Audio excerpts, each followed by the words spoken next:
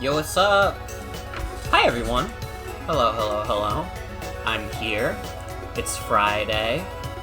Welcome to tonight's stream, MFL Week 5.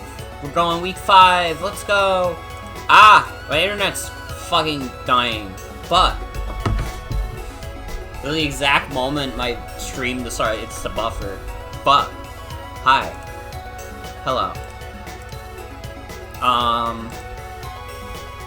We're gonna get into it pretty quickly, but I will say, real quick, the end of the kind of extended stream hiatus is almost over.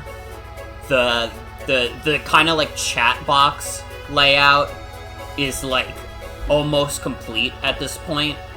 Or rather, it just is complete. It is just down to the actual PNG tuber. Obviously, you can see I'm still using my larva form, but look forward to Sunday. Look forward to Sunday is all I'm gonna say. Let me hop in though. Let me speak on stage. What's up? Oh. Hi, Morgan. Hi. Welcome. Welcome? Welcome. Oh, I just flew in, and boy, my arm's tired. Who is yeah, I'm 13 and I smoke cigarettes? It's a really good username. Yeah, anyways, yeah, welcome to Week 5. Better late than never.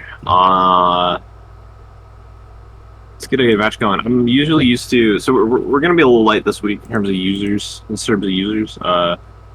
I know for a fact that Eve is not showing up, and I know that Ray is not showing up, and I think Faye is not showing up. So, oh fuck, we got quite a few people who can't show up tonight. But I got notes from all of them, so should be all good. But it also means that normally we for courtesy we start with Eve, but now we can this is open season. We can do whatever we fucking want. We can do whatever we fucking want. Dude, we can talk about my match. We could talk about your match. We could talk about anybody's match. Let's talk about your match because we have both parties here right now.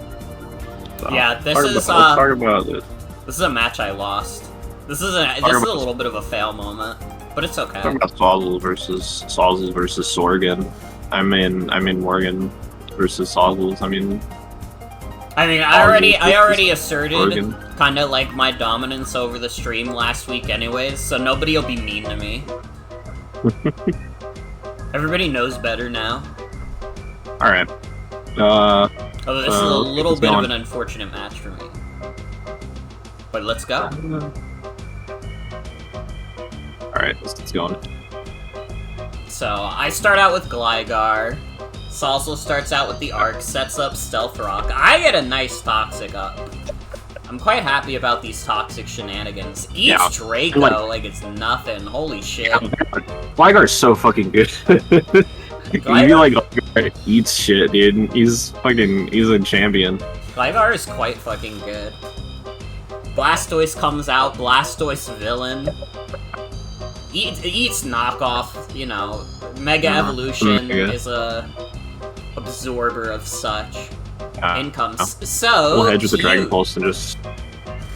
And so cute starts to evacuate the premises. Here comes War on Christmas. Yeah. And this Hydro is like crazy. That only does 23 damage. Or 23% rather. Yeah, so this is AV Magearna, and the Volt Switch here does kill. Yeah, poor little Ogerpon. In comes Tapu Koko, which I was actually surprised was still, like, setting up electric terrain. It does taunt my Calm Mind. It gets an easy read on me. In comes Blastoise. Eats a little bit of a judgment. Sets up Shell Smash, which is fucking scary. Goobs Gligar. But now it just has to leave because this is Pork Drive, Pork Speed. Well, no, it doesn't have to leave. It just has to die. Yeah. And get information. Yeah, the thing is that Iron Bundle is still way faster than Shell Smash Blastoise. And in comes this villain. The villain of the hour. I mean, just check it. Just check what Ironic Burger does here. Yeah, so I'm thinking, like, alright, Ark's gonna die, whatever. Sets up an agility on me, and then sets up a swords dance, and now I'm like, oh fuck. Cause what the fuck do I do after that? I was thinking that I was just gonna get Mighty Cleaved. I got a lot more than that for my troubles. Yeah, you got Mighty Cleaved 4 times. Yeah. He just kind of, like, obliterates the rest of my squad. The double dance Iron Boulder was crazy. Yeah. As I mentioned in the chat, it was my idea, and we'll talk about it in the pace review, but yeah, just runs away with the game. Yeah, it kind of just, like, it fucked me up. Now, I have gotten some controversy for this match, but primarily because I still started calling Iron Boulder Iron Fraud. And here's the thing, listen, we're living in Mickey Mouse land. We're not hearing this. We're not hearing this. Let's talk to Hazel. Let's talk to Sauzels. This is my stream. This is my stream. Mickey Mouse allegations. I refuse to allow the Mickey Mouse allegations to be held against the 5-0 victor of such an extreme match. No. Whoa, back it up there, Chauncey. You claim that this mon is Mickey Mouse. Alright, hold on. Here's the thing. Now I get to speak on my own on my stream. Alright? I'm not being censored. I'm not being censored. Alright? People have given me shit for calling Iron Boulder Iron Fraud. They're like, Morgan, you got 5-0'd by Iron Boulder. Why would you still call him that? This is because Draft is Mickey Mouse. This is because Draft is not real. Alright? I like Draft. I like playing it. Alright? Meet me in OU. Alright? King Gambit always kills that fraud. He's still a fraud. Don't think just because he could beat a silly little snow team that he's not a fraud. I will not allow Iron Boulder to try and make his way back into the mainstream. He doesn't deserve it. Alright, you see this match, and you're thinking like, oh my god, Iron Boulder is crazy, I'm gonna use Iron Boulder! No. You're gonna regret that decision. You will never live that down. He's a fraud. He's a fraud. Alright?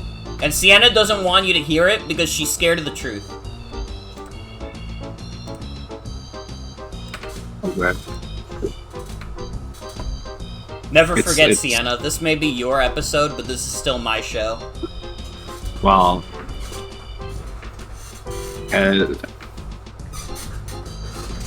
let's just say if this shit's Mickey, then I'm like Pete.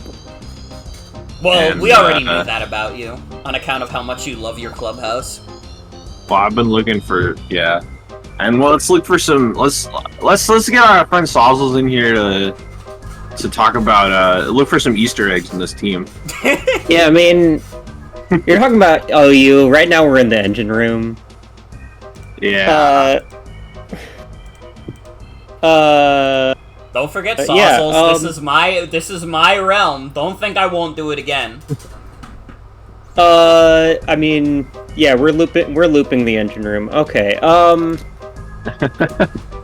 Should I kill it? Do you want me to kill it or no? No. This is my team.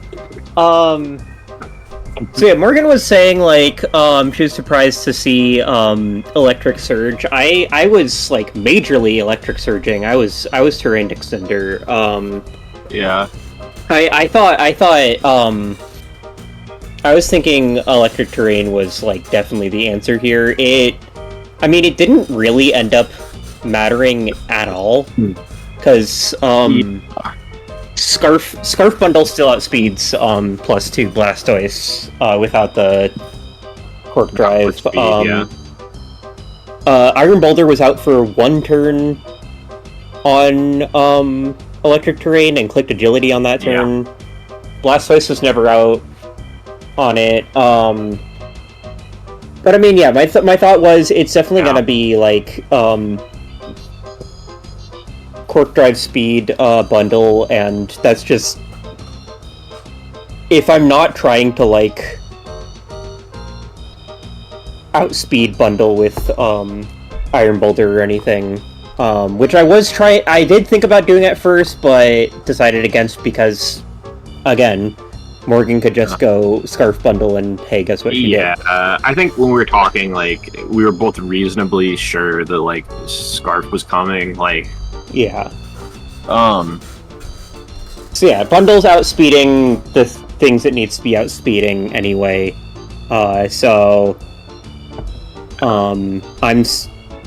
I'm free to just basically use it to mash Terrain Pulse or... Yeah. Mighty Cleave.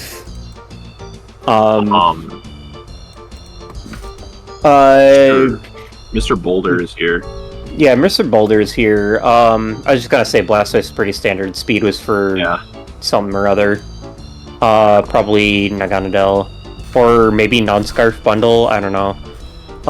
Probably. I never know if we go left or right first, or if we go, like, up to, like, top to bottom first. I mean, the team order is left to right, yeah. Yeah, but sometimes people do the top to bottom, so I always get schmixed. Yeah. Yeah, I mean, it's Terrain Pulse, Stab, and then Dragon Pulse for the Dragon. Yeah. And also it, like, worked as a really nice, call out against the Water Absorb switch-in.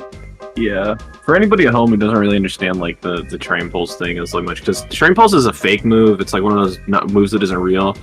It's really fucking good. Like it's a move that doubles in power in terrain. It's Terrain Weather Ball. Yeah. Yeah, it's Terrain Weather Ball, but it is boosted by Mega Launcher, the Mega Blastoise ability, right? Yeah. So yeah, it's basically a 100 power stab move that is also boosted by terrain. Yeah, so it's like something like 180 power at the end of it all, which is pretty nutso. Yeah, it's the same power as a Stab Draco. Hey everybody, I have to dog sit for a second. Okay. So you can keep talking about this team, and then afterwards you can make a case for Iron Boulder if you want. Okay. All right. We'll do it. All right. Okay. All right. Well, Iron Boulder here is double dance, and yeah, I was discussing with Sienna about this team. I was kind of eyeing agility, but I think for a while I wanted Earthquake and something else on here for some reason. Yeah. But then we kind of just logicked out that Mighty Cleave Close to Combat was just absolutely enough coverage. Yeah. Let me take a look at Morgan's roster real quick. Cleave hits almost everything. Like, that's why it's Hearthstone here. Like, because it's so good. And then the few things it doesn't hit are the few things it doesn't fucking hit are just like it's basically Gudra. Yeah.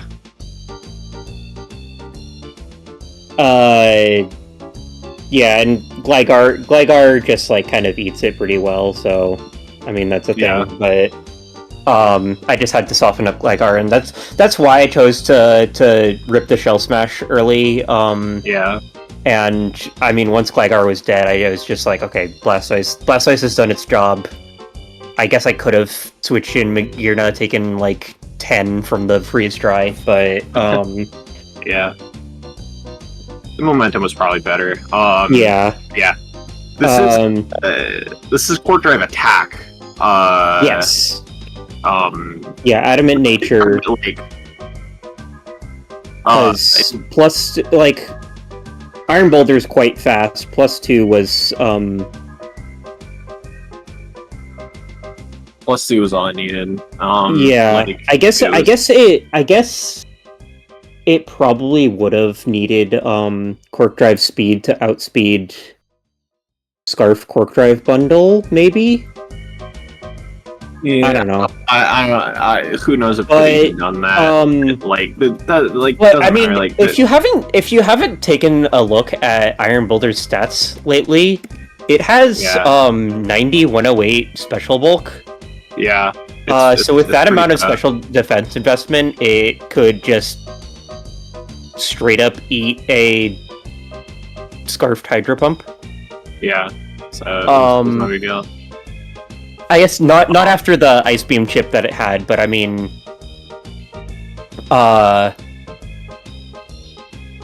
if I was still scared of that, I could have just killed the Arceus before it Ice Beamed me. So, Yeah. well, Yeah. So like Double Dance here, like this was like the idea was mainly that agility was the main thing that would get clicked, right? And then like Swords Dance are just kind of here because it's like, well, Mighty Cleave close combat is all you really need. So like, let's add Swords Dance, and if you need to, if you get the opportunity to click it, then you basically just win the game. right. And hey, And otherwise, you just use +2 speed with Quark Drive Attack and Hardstone and Mighty Cleave being really fucking strong, and you just kill shit anyways. yeah, the Sword Stance was necessary to kill Calyrex because that thing is fucked up. Yeah. I think it was more necessary to kill Calyrex than it was to kill Megadonel. Yeah. That's just kind of how. That's just how things are. Yeah. So, I mean, yeah, rock fighting coverage is just great, and you can like agility and sword stance, and basically Iron Boulder does everything you would ever want it to do. So, I don't know why you wouldn't use it in any situation. Fucking true. I heard that. Hi, Morgan. I mean, obviously Boulder did his job. So like, yeah. So I mean, it pretty much speaks for itself how good it is. With the 4 kills that it got, Magearna here did exactly what it needed to. yeah. I mean, I guess the one purpose that it didn't end up serving was the Gligar lure. Just having an Ice Beam there that would have done massive amounts of damage. Flash Cannon was just kind of there as a thing that was super effective against a bunch of stuff and to round out the Assault Vest set. Yeah. Kills Ninetales, etc. Yeah. Volt Switch and Floor Cannon speak for themselves. Yeah, with Volt Switch, I believe the 32 special attack was so that. That's right. It was so that it one shot. Yeah, Iron Boulder or Iron Bundle. Well, a bundle in Electric Terrain, right? Like if I don't think it needed Electric Terrain. Bundle's pretty special frail. Fuck. Let me. I think a bundle's like special defense is like 60. Yeah, no, it needed Electric Terrain. Oh, okay. Like, but yeah, it was. Yeah. How? Yeah, 32 special attack gave it the Oko in Electric Terrain, which is pretty. Yeah, just like cool. Why not? Just like a little bit of extra. And it's like it gave it a little bit of more beef against Gligar. I don't know exactly how much more. I don't think it was one-shotting either way. Yeah. But I didn't want to. I really wanted to take those. I really wanted to be able to switch in multiple times against Bundle. Yeah. We have already gotten to best viewers and cheapviewers.com in chat. Pretty cool. Awesome. I'm blaming Iron Boulder for this. He brought them from the future. He heard me call him a fraud, and he didn't like that. And you know what? Here's the thing. I have played it up a little bit about Iron Boulder being Iron Fraud. Here's the thing. It was the perfect matchup against my team. Because I didn't have Earth Power on Arc, I kind of just let it set up on me and got fucking owned for it. Earth Power would not have killed. Earth Power wouldn't have even come close to killing. If I used it twice instead of Recover. Then I would have just clicked Mighty Cleave, and you still would have had a lot of pain. Yeah, it's not. But You're that not would. getting out of But this one, that Mara. would. You're not getting Hold out. on. No. Hold on. Shit was leaving up. You would only get the agility off. You would not have gotten both. It would not have been a double dance situation. This shit was like a bundle hydro pump from full. It was not dying to 2 Earth Powers, I don't think. I think it died to 2. 2? You think so? Yeah. Let me see. Be nice to me! I'm not stupid! Sienna thinks I'm bad at Mons, and that's why she disrespects what I say. As if I don't know what I'm talking about, as if I don't play Showdown all the time. I don't think you're bad at Mons. I just think you gotta put some respect on my mans. That's all. UUBL ass. You just gotta put some respect on my mans. Listen, I respect him as a pick on Sauzels Team. I respect that in the draft format, he does better because he doesn't have to worry about Sucker Punch being as common. But I'm never gonna stop calling him Iron Fraud. You want me to start talking shit about Cloister? You can talk shit about Cloister. I got to like fucking top 500 in OU with Cloister. Cloister's a little bit of a fraud. Dude, people probably hit top 1 in OU with with Boulder though. That doesn't make him any less of a fraud. That's like saying like fucking the #1 gambler. Oh, he made $1 million though. Yeah, he's still gambling his life. Gambler. He's still risking his life every day. He could lose it at any point. All right. No, I'm just saying you're talking shit about my boy because people thought he was better than he was. That's not my fault. Yeah. I'm not saying it's your fault. I'm just telling it like it is. I'm just telling it like it is. You're talking shit. I am. Because I think it's funny, mostly. You have to understand that. You have to understand that 100% this is a bit. To be fair, I didn't actually fucking realize it was 252 modest arc. So like, yeah, that was my B. That was my B. Anyway, the last 2 guys on my team, they were kind of fillers for defensive types. Rotom was my I slapped that on there as an ice ground resist for Calyrex emergencies. I just kind of took things, and after a while of like I got the first 3 moves pretty easily. I mean, it's a good defogger, pivot, overheat, just cooks shit. After hemming and hawing about the 4th move for a while, I realized, like, Gligar's scary. I don't like Gligar. Nothing can really switch into Gligar very well. So, I mean, I just slapped my Trick Scarf on that. And that would have... Trick Scarf just kind of made a lot of things sad, unless Morgan was like a complete baller and switched Bundle directly into Rotom Heat, but yeah, I don't think that's happening. That thing is absolutely dying to a Volt Switch or an Overheat.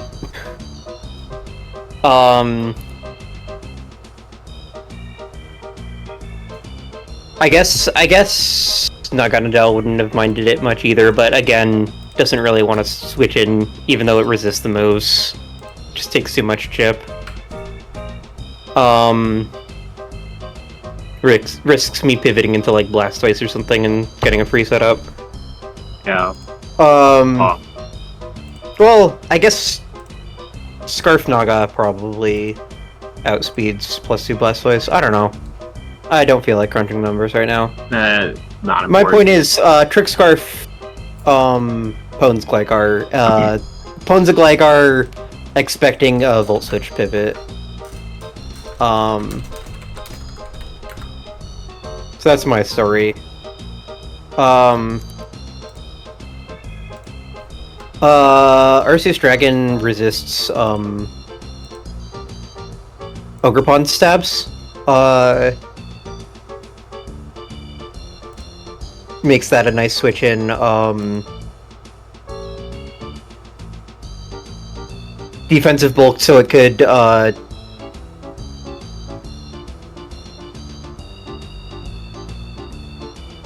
what the fuck was I just saying? Huh? Defensive bulk, so it could do stuff. Oh yeah, so it could take 2 play roughs. So play rough was doing, yeah, play rough was doing less than recover on 252 defense.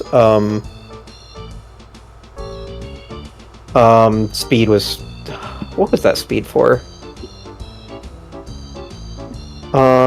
Speeding Ninetales probably, yeah. Which is what the flash cannon was for there, which Eve pointed out later probably should have been Heavy Slam, which is a very good point. Because I wanted the Draco Meteors to just like, I thought Arceus had a decent chance of being like in and out a lot. Yeah. So Draco Meteor just like makes sense. Yeah, I had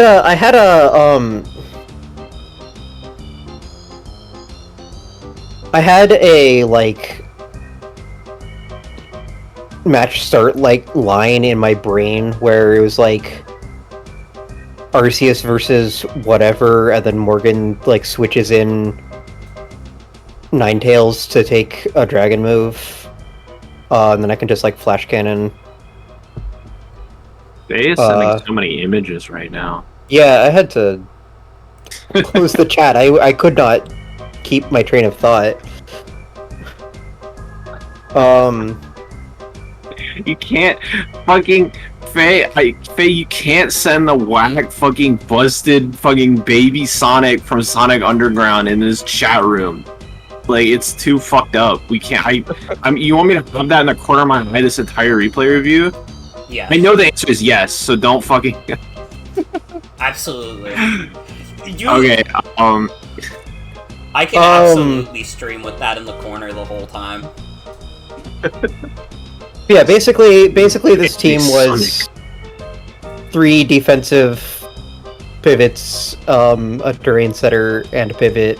Oh, I didn't talk about Coco's moveset. Yeah, basically Thunderbolt was the only offensive move it really needed. Taunt and U-turn did absolutely their jobs. Prevented Arcfire from like getting that Combine set up at all. Nature's Madness, yeah,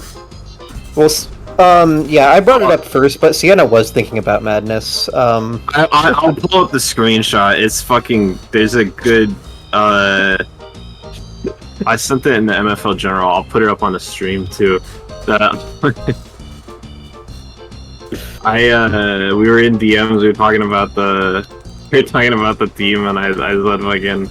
We're talking about like what to put like Coco fourth move, and this occurred.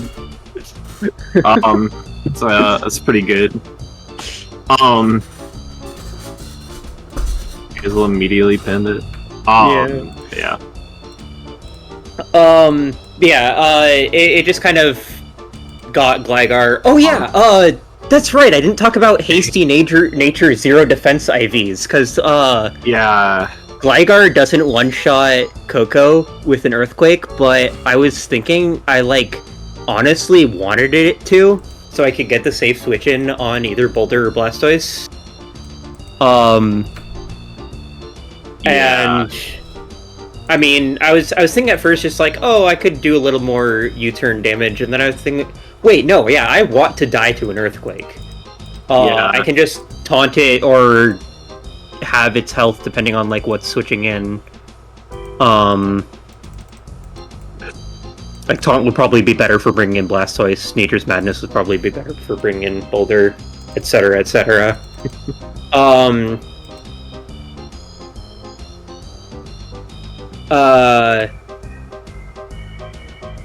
Yeah, and then the sweepers just kind of do their job, and boy, did Iron Boulder do its fucking job.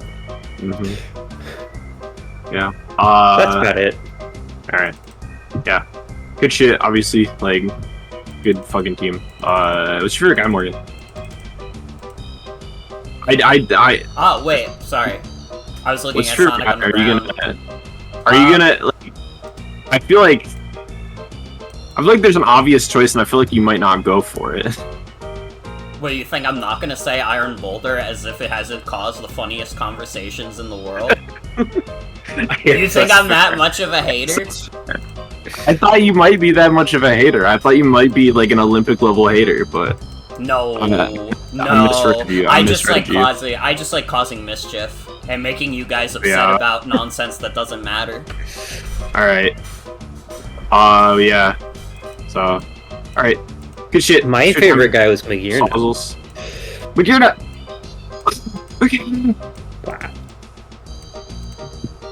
Wow. I shifted everything to the left. Everything's different now.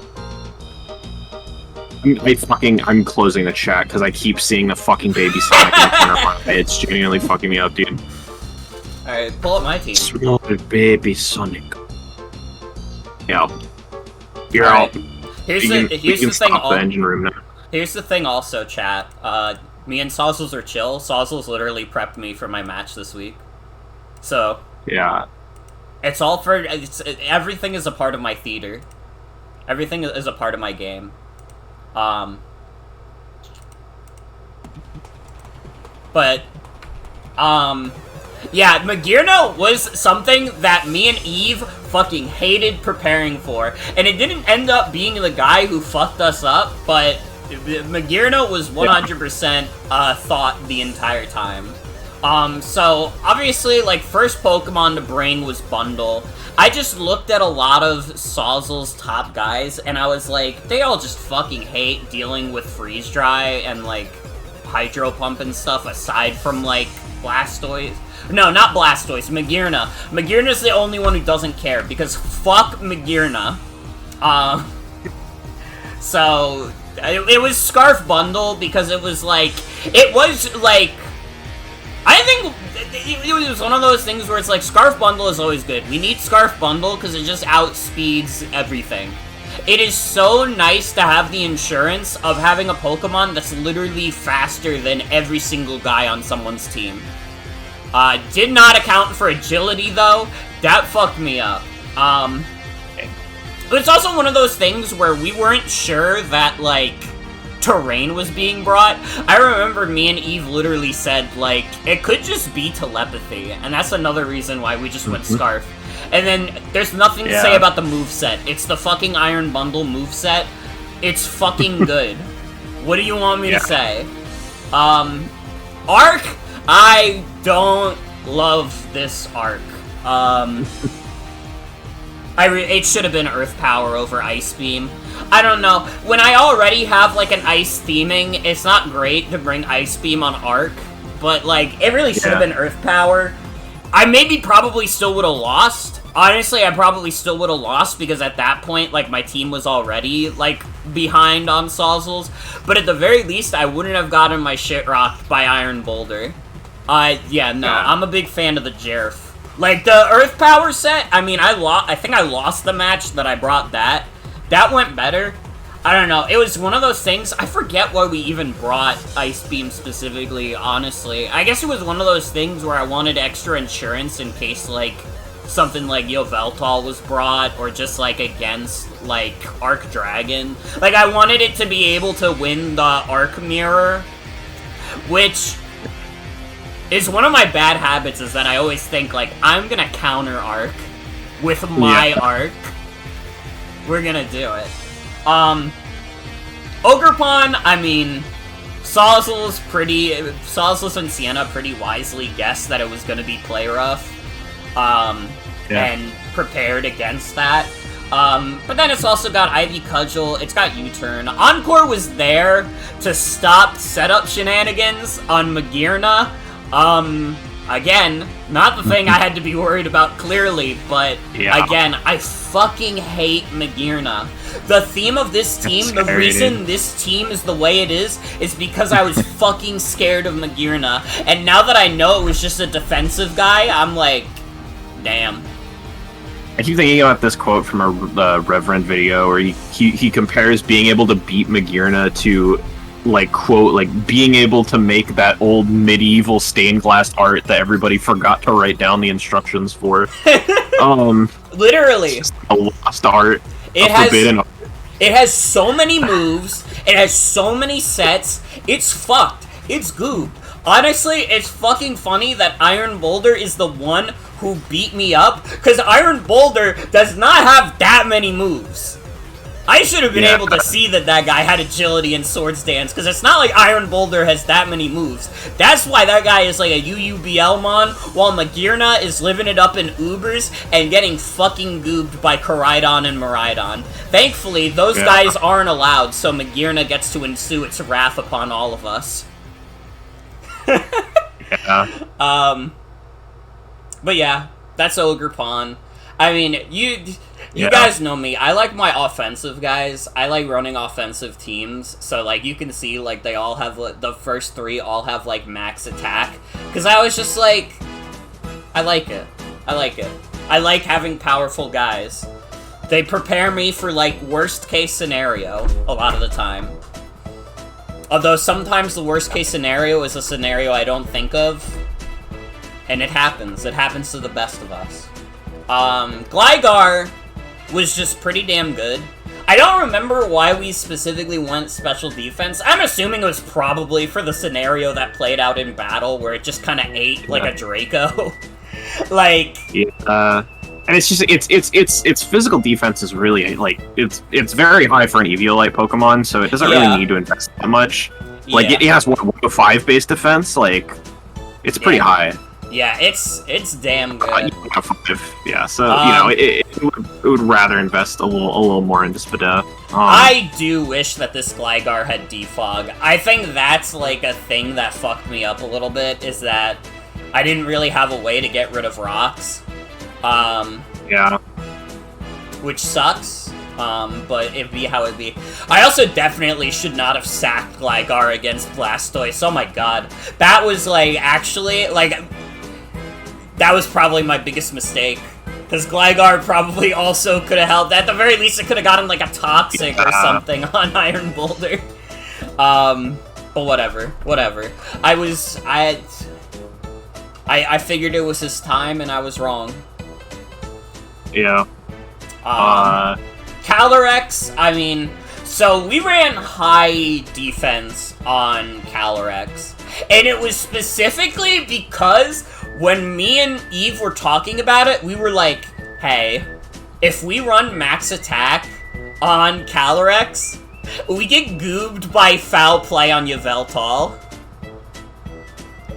And, like, that was not, like, fun. So we kind of, like, played around with the EV spread to a point where it was, like, foul play Yveltal wasn't as much of an issue. We also had aromatherapy because, even though this didn't happen, which I'm... surprised about, but I guess it makes sense. I thought that Willow was being brought, so we were like, let's bring aromatherapy. Because we're not bringing Ninetales, so we don't have Heal Bell. Let's bring aromatherapy to have some insurance. Because at the very least, I mean, Calyrex is a guy who wants to be hitting hard. He wants to be hitting fucking hard. Glacial Lance CC does so much work. It's like, what other moves do you really need? Like, you just need to hit the steals with the CC, and then you're fine. Yeah. Basically. We were considering Stomping Tantrum over Close Combat, and, like, even though it didn't go into play, I'm kind of glad we went CC, because it really would have only helped with my Magirna matchup, and honestly, with the way that Magirna was built, it wouldn't have really been that helpful. Yeah. Or high horsepower, sorry. They're like the same move to me. They're like fake ground moves that they only introduced recently. Yeah. They only introduced 8 years ago recently. I mean, I get what you mean, but like... I do get what you mean, it's just so fucked up when I think about, oh god, Sun and Moon came out 8 years ago, but... Yeah. That's like as long as Ed and Eddie's been off the air. It's been off the air for years, dude. You need to move on. But yeah. So what's up with the Homestuck fandom? What's up with the... That's because it's toxic. Oh yeah, that's true. It's the joke of Naganadel is that I keep naming it after quote unquote toxic things. Yeah. This is a set that I'm so fucking sad didn't get to cook because I actually like love it. I love the expert belt Naganadel, and like I hope that I get to cook with like expert belt Naganadel at some point because it's like super cool. It hits like really hard with all its moves. I mean, like Fire Blast probably wasn't doing as much as I wanted against Magearna, but I also feel like I chipped down Magearna pretty well. Sludge Wave was, what was it for? I need to, like, I've been just going off of my mind. I need to, like, actually pull up the sheet so I can, like, tell you. I mean, it is a pretty standard set, to be fair. This is, like, a pretty standard Naga set. It was for Tapu Koko. It was for Tapu Koko and Screamtail. Because those are the fairies. And I didn't like them. Yeah. And Draco. Draco was obviously to hit Arc Dragon pretty hard. And, like, hit most things pretty hard. Yeah, it's just an epic stab. Yeah, it's like, it's a little harder to navigate against Sauzels because she has, like, 3 fairies, but in general, like... Sorry, I got really distracted. Someone put Iron Boulder as the favorite for week 6. That's not true. That's not right. That's not what this week is. It's going to happen. It's going to be... He's going to be the favorite next week. This week. Next week. That match already happened and Iron Boulder wasn't in it. Wait. We need to change history. Iron Boulder was in that match. Wait, in week 6? Wait, was he? Yeah, he's on the team. Wait. Oh. The timeline has already changed. Iron Boulder is taking over. Okay. Yeah. Anyways. Okay. Who changed it to Iron Bundle? Iron Colder. What is happening? I'm getting distracted by the sheet. Anyways, Naganadel, it's like, its speed was to outspeed the Arc, and that's it. That's it. It's a pretty standard Naga, but I like Expert Belt. I think is a really cool item, and I wish I got to cook with it. Yeah, it's fun. Naganadel buttons, fun to press. Overall, this isn't the best team that it could have been. I think it was cooking some interesting stuff, though. I think there was some cool potential.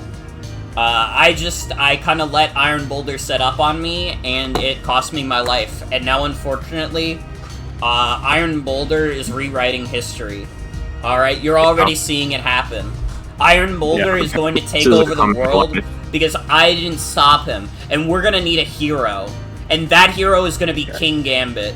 So all I'm saying is listen, when you walk outside tomorrow and you see that the world isn't a mechanical nightmare, say thank you to King Gambit. Say thank you to the king. The one true monarch. But let's watch let's look at Funyonion versus Joan now. Yeah, we spent a lot of time on that first match, huh? Mm-hmm. So let's look at it. Let's open it. And I opened it from the wrong sheet. I keep doing this. I keep doing it from the one that doesn't have the battle theme on it. It's inefficient. I'm wasting fucking time.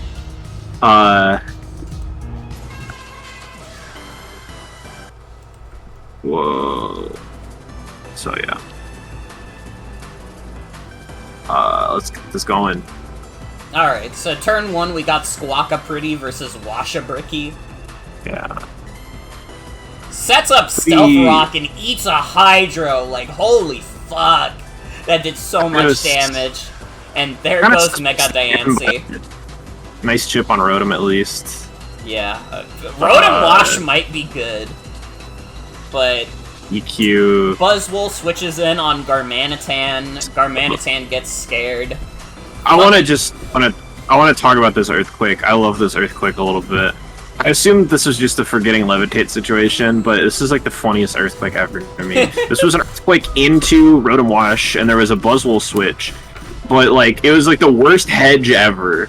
Like assuming levitate is the worst hedge ever. There's 2 levitators. There's one thing that's actually weak to ground. There's a gigantic ground resist. There's Arceus who doesn't care that much, and there's this guy's. We were being told in chat. We were being told in chat it was to cover Chi-Yu switch. Chi-Yu switch. That's pretty. I mean, Chi-Yu is evil, so I guess I understand not wanting to give it any opportunities at all ever. But Mr. Wool came in, and Mega SQUAWKABILLY is receiving it, and I wonder what move this Mega SQUAWKABILLY is going to use. Yeah. Oh. Oh, use that one, huh? Interesting. Yeah, Sienna's a little bit of a hater of this Mega SQUAWKABILLY set. I don't like that it just fucking it doesn't do anything. It constantly doesn't do anything. That's the most it's ever done. That and then getting burned was the most it's ever done. See, it got a kill. It did get 1 kill. It did get a kill. In comes Chi-Yu to just goob Mega SQUAWKABILLY. Yeah, and in comes Marshadow. Switches into Buzzwole. Buzzwole takes like fucking nothing from CC. Yeah. Holy shit! Buzzwole has 4 million physical defense. For real. Well, let me double check. Like, it's what is it? Yeah, 139, 107 physical bulk. Like, crazy fat physical wall on anything, especially on anything it resists. Yeah. Theus Horse starts going for Calm Mind. Takes a Dark Pulse for its troubles, though. It's recoverable, but and here goes Chi-Yu with a nasty plot, and 90%. And the Ice Beam. And now it's just Chi-Yu's doing its thing. It's doing its Chi-Yu thing. For some reason, Funyonion just kind of throws all these Pokemon into the garbage before remembering, wait, Marshadow's here. Wait, he's pretty good. And then, but it's too late by now. Yeah. And now Shadow Billy has to face the cold winter alone. But... And gets gooped. It's hard to blame this team, though, because they were without their leader, SQUAWKABILLY, this week. Yeah. It's quite a shame. It's quite a shame, honestly. It's quite a shame. Yeah, also, this team was, like, basically copy-pasted from the previous week, but with, like, 1 Pokemon swapped out because, like, fucking Tony did not have time to actually build for this week, so, like, no hate. No hate. But, you know, that's the game. That's the game we play. That's the name of the game. That's the games we play. Let's pull up our gamers. Let's pull up John first to talk about this team. Hello. Did we always have the theme song playing during the first PokePace? No, I usually forget. I'm not gonna lie. I usually just I just forgot last time.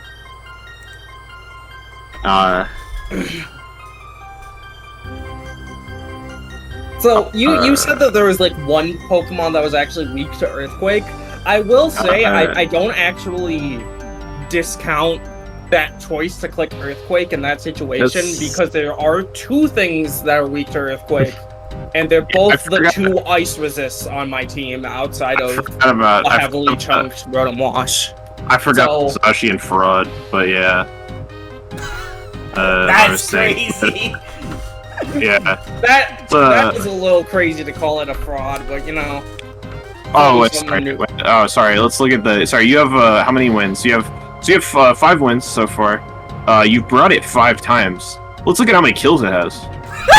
Okay, well, now that I'm looking at the stats, you know, when I can forget reality, I can think this is the greatest Pokemon to ever exist. But, like, I'm not gonna bring it, you know?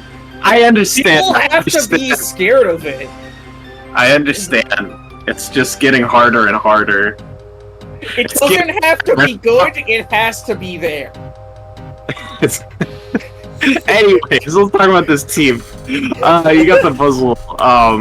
What's up? What's cooking with Buzzwole? Was this meant to be kind of This was hard meant to be a Marshadow counter. Why else would I run like dual wing beat over like? Seems like also like a Zygarde check too, because it comes in on 1,000 arrows. Yeah. Takes fucking probably nothing from 1,000 arrows, and then Ice Punch it a few times till it dies. Yep.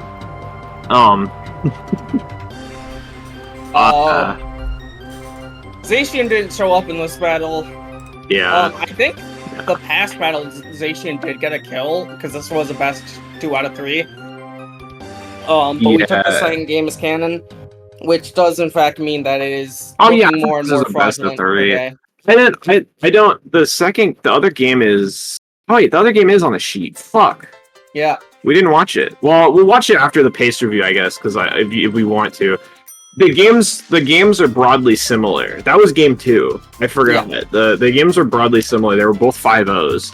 We basically had to like, basically, we just asked like the 2 players like which game do you guys want to be canon and like for kill counting, and game 2 was taken. So, but game 2 was chosen. Yeah. Also, the entire time, Tony was in fact in call with me and narrating it like it was an anime battle, which was dope.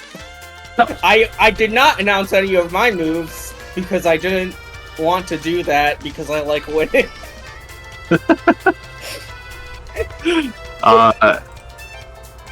Yeah, liking to win is fair.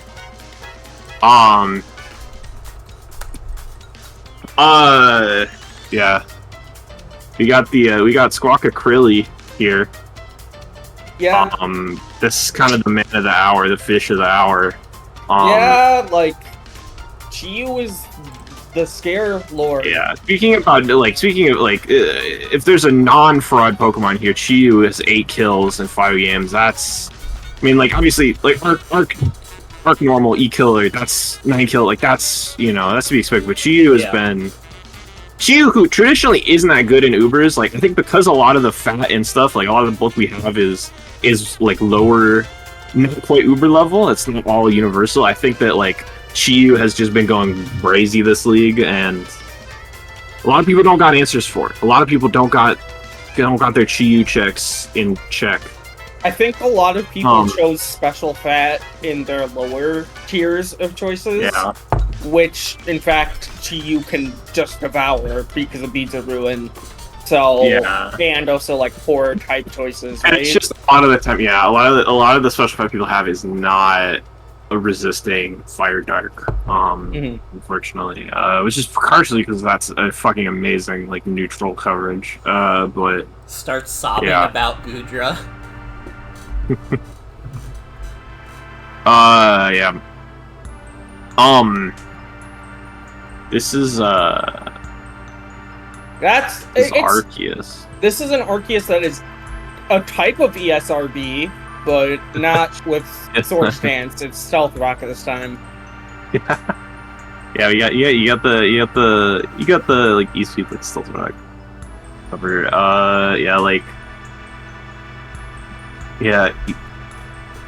Arc normal, like just using extreme speed instead of judgment is like very funny, like even on a defensive set. Well, this is only kind of a defensive set. It's like weird. I mean, it's definitely max attack adamant, but it's also like it's also a lot of HP. It's like a bulky sort of.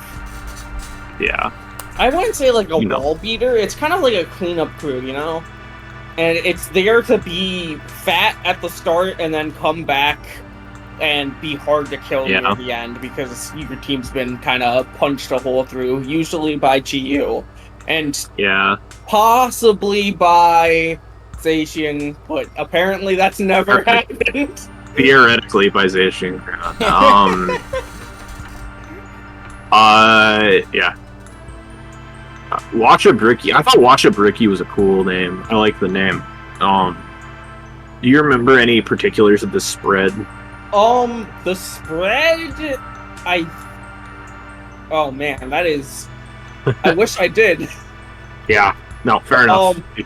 I think sometimes when I want to do, like, lean into both defensive stats, I kind of, like, jiggle the meters around until it comes to a number I like.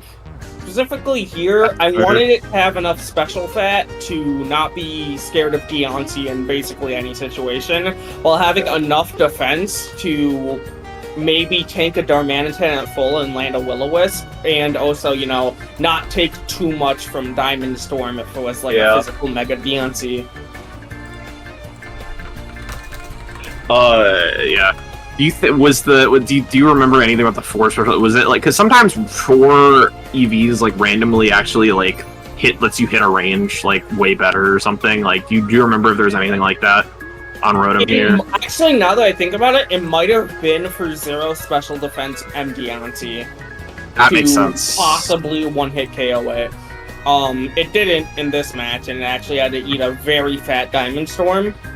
Yeah. But there was also a lot of tools, because I noticed that alongside, you know, actual SQUAWKABILLY, there's a lot of like physical power, Marshadow specifically. Yeah. Oh. And a lot of other stuff on Tony's team that Darmanitan for sure, Marshadow, Zygarde, even Blaziken, a lot of physical power.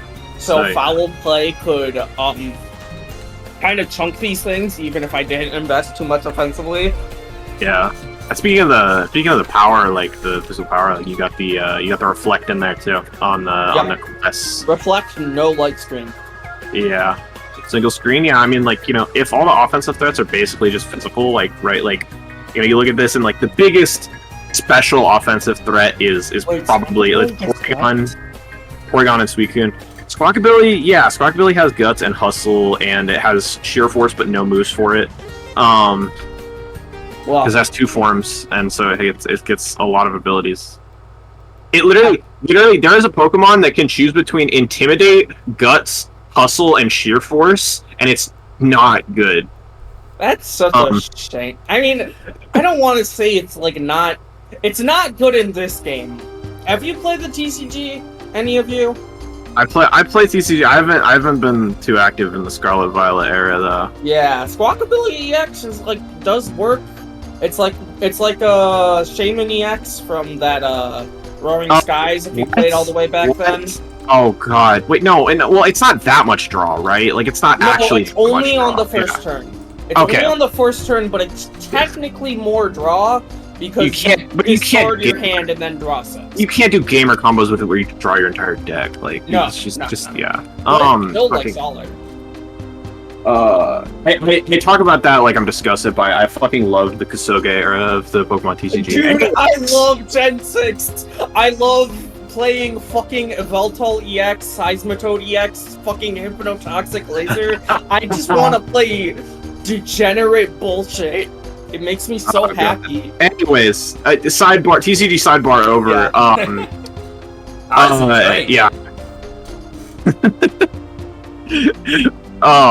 Yeah, like, but yeah, pretty normal crest overall. Like, yeah, like Toxic Psychic, Moonlight Toxic Psychic, like that all makes sense to me. That all tracks to me. Not especially interesting EVs. I do think that, all things considered, I kind of floundered in front of that Mega SQUAWKABILLY kind of setting up like fuck against me. But, you know, I did have to sacrifice Washabricky to Will-O-Wisp it, and I also had to put in Reflect so as to not die immediately. But, you know, once I got that free switch in because of the sacrifice, SQUAWKABILLY scared the shit out of it, you know? Yeah. Yeah, you know, it works out. Yeah, like, good shit. Like, who's your favorite guy, Morgan? My favorite guy? You know what? This might be a little bit of like a fringe pick. I'm going Buzzwole. I don't know, the Buzzwole set was like cool, and like every time I saw a Buzzwole set take like a fat hit, I was just like, this is awesome. Everybody forgets that Buzzwole is like kinda dope. That Earthquake from Darmanitan Galore, it didn't do that much in the scheme of things, but it did do a surprising amount considering how hard I invested into defense. Darmanitan is fucked up, Galarian Darmanitan. Alright, yeah. Absolutely. Yeah. Good shit. Like, thanks for your time. Yep, thank you. Alright. Let's hear our representative from the 500 Squawkabilly Nation share their piece on the events that have transpired. Hey guys, what's going on? What is going on? It's been a great league so far. Yeah. This is our I think this may be our first match without our leader. Yeah. We inspected his unconscious body after he fainted from the Brave Bird against Zygarde last time, and discovered that somebody had snuck a lethal amount of fentanyl into his birdseed before the match, and he died. Squawkabilly is dead. What? What? And our this week, I mean, we just didn't know what to do. I mean, I need to you cut can the see music. it from. You could see it This from is the. not. This isn't music. I'm serious. Thank you. You could see it from the replay. We just didn't know what to do. I mean, we were so lost. I mean, shout out to mememixtape for humorously adopting our pseudonyms. You know, for the sort of the Billy at the end. To just try to cheer me up. That was very professional. That was very kind, you know. But yeah, I mean, we're just lost. We're just lost right now, and we're in a very tough time. I mean, we're trying to bring it together, you know, because it's what Squawkabilly would want. And I'm sorry, it's very hard for me. That's okay.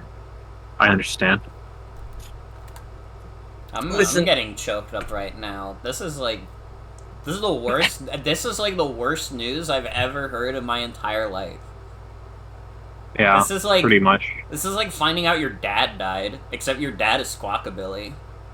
Yeah, except it's worse, you know, because I actually like Squawkabilly.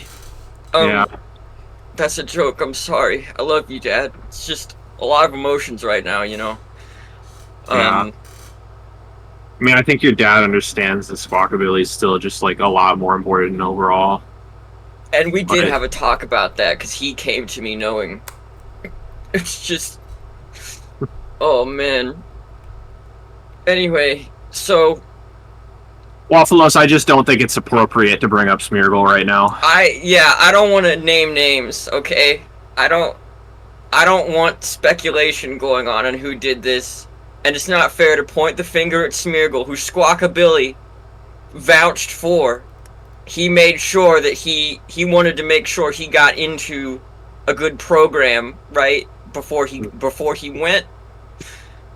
But unfortunately they just didn't have the time. Yeah. And I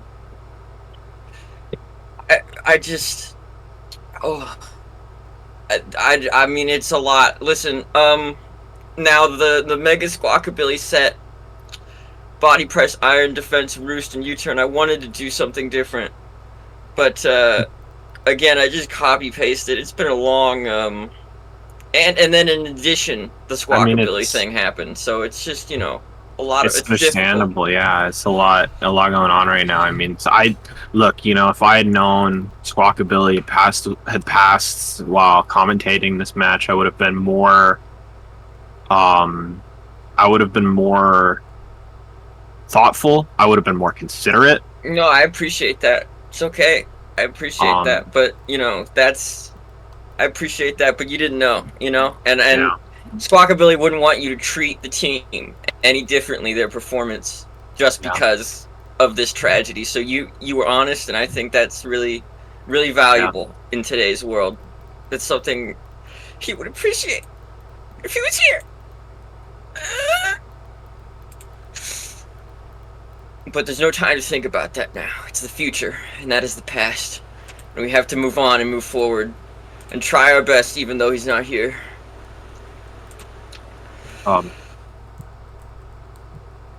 You know, I know he's not here with us, but and this is Morgan's decision, but I propose that in memoriam we honor Squawkabilly's life as the favorite guy of this week. I agree. His family would appreciate that. Yeah. I'm Salute. Sure. Thank you. Thank you very much for your time. No I problem. know this was hard, coming up So- in front of such a large audience. It's okay. I had to be brave. Not I had easy. to be brave for him. Go take care of yourself. Thank you. Thank you all. Now, I didn't realize that tonight would be, like, a little bit of a funeral, and I just want to say, like, listen, I haven't really talked about my own experiences with Squawkabilly, but Squawkabilly, you know, when Unboxo Man ate my peanut butter and jelly sandwich, you know, he's a cereal peanut butter and jelly sandwich stealer. He's been doing this for years. Yeah. I keep telling him to stop. I keep telling him get into rehab, you know, get over it. He just won't stop. You know, Squawkabilly, he made me a peanut butter and jelly sandwich. He was like, you know what? I'm gonna make it up to you. Because he's a really, like, he was a really nice guy. He was a really nice bird. It's beautiful. I love birds, and I love Squawkabilly, and I'm really grateful to have had a friend like him in my life. And it's going to be hard not having him around anymore. I'm getting a little choked up now, thinking about it. Well, let's watch this. Let's watch this game one, and let's take a moment of silence with Squawkabilly's favorite song playing. And just, you know, just honor his memory Yeah. with his favorite music. He always did, like, the 10 hours of carefree ukulele music. He Zacian loved comes it. out, does a wild This is a moment of silence. Sorry.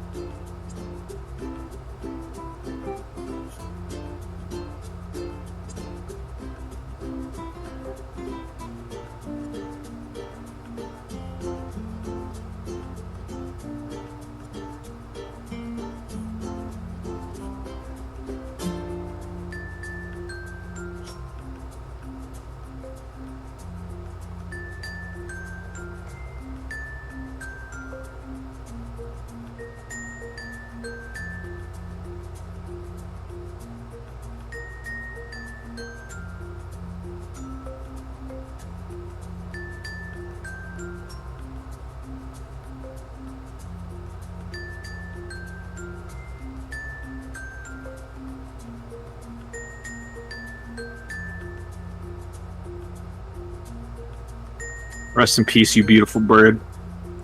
I'm gonna miss you, SQUAWKABILLY. You represented the best of us. You represented the best of this league, of this stream. You know, when I made you the thumbnail of week 0 because you were special. You were special. And we loved you. And we loved SQUAWKABILLY. And we're gonna miss him. Yeah. I'm gonna miss him so much. But we have to persevere. It's what he would have wanted. It's what he would have We wanted. have to keep doing this stream in his honor. We do. We do. I'm okay. I'm okay. Yeah. The matches we have. Next match should probably be me versus WAFLLOES.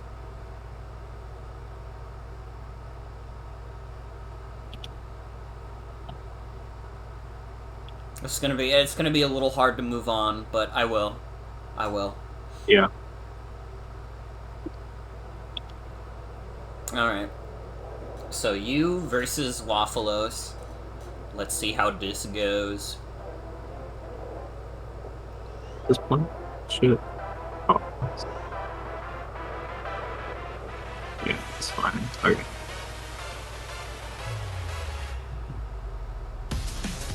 Alright.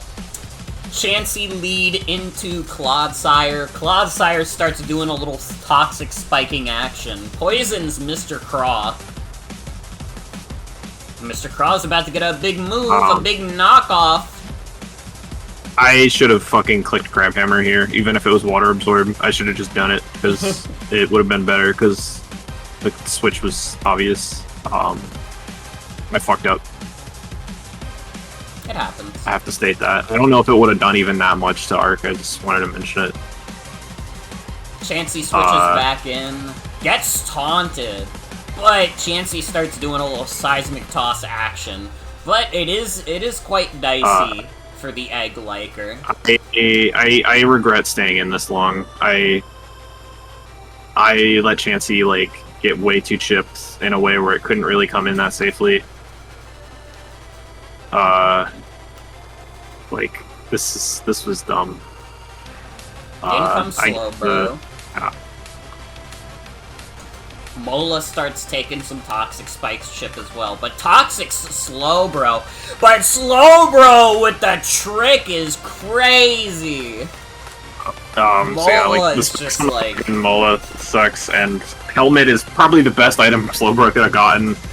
That is like the ultimate punish. Holy shit. And the entire team is getting poisoned in the meanwhile. Clodsire comes out, barely takes Dragon Claw and hits Zekrom with a fat earthquake. Yeah. And Zekrom... Don't want that Toxic Spike anymore. It's the proper thing to do at that point. In comes back in Mr. Craw. Hits with a nice Crab Hammer, killing Clodsire. In comes Zapdos. Ground type. Gets hit by Hurricane, holy fuck. Does decent shit. But Arc can just recover that off. Start setting up Calm Mind here. But in comes fucking Necrozma. But then Necrozma's like, actually, I was just born. I just want to chill today. And Arc is getting quite fucking scary at this point. At +3, at +4 even. And gets Scald Burned.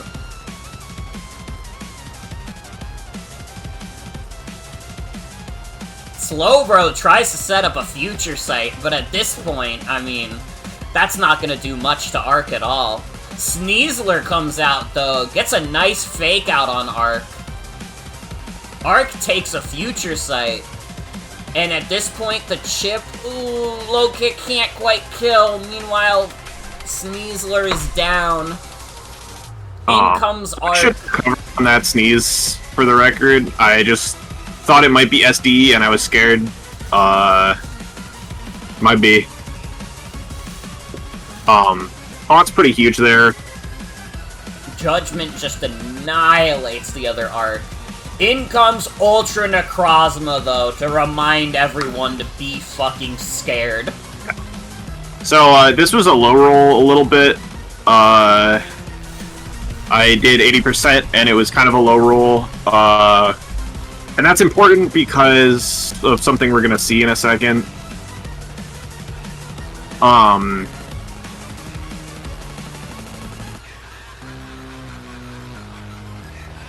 Uh-oh! Yeah, so that was like a max roll. That was a max roll jet, pretty much.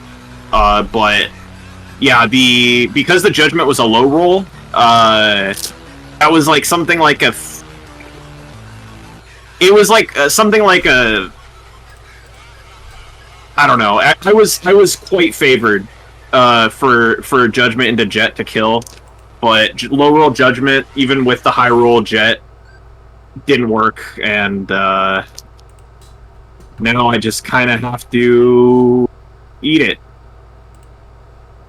Yeah, Ultra Necrozma is just scary as fuck. Alomomola is owned. I try to go for like the Magma Storm plus the taunt, but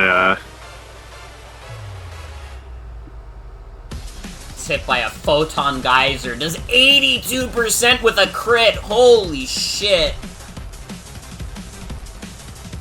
but yeah, and Ultra because Necrozma might be good. Yeah, like Mola comes in, but obviously like can't kill here, can't even live here, and Chansey, I let it get chipped way too hard early game, and now it's just dead. Yeah. Yeah,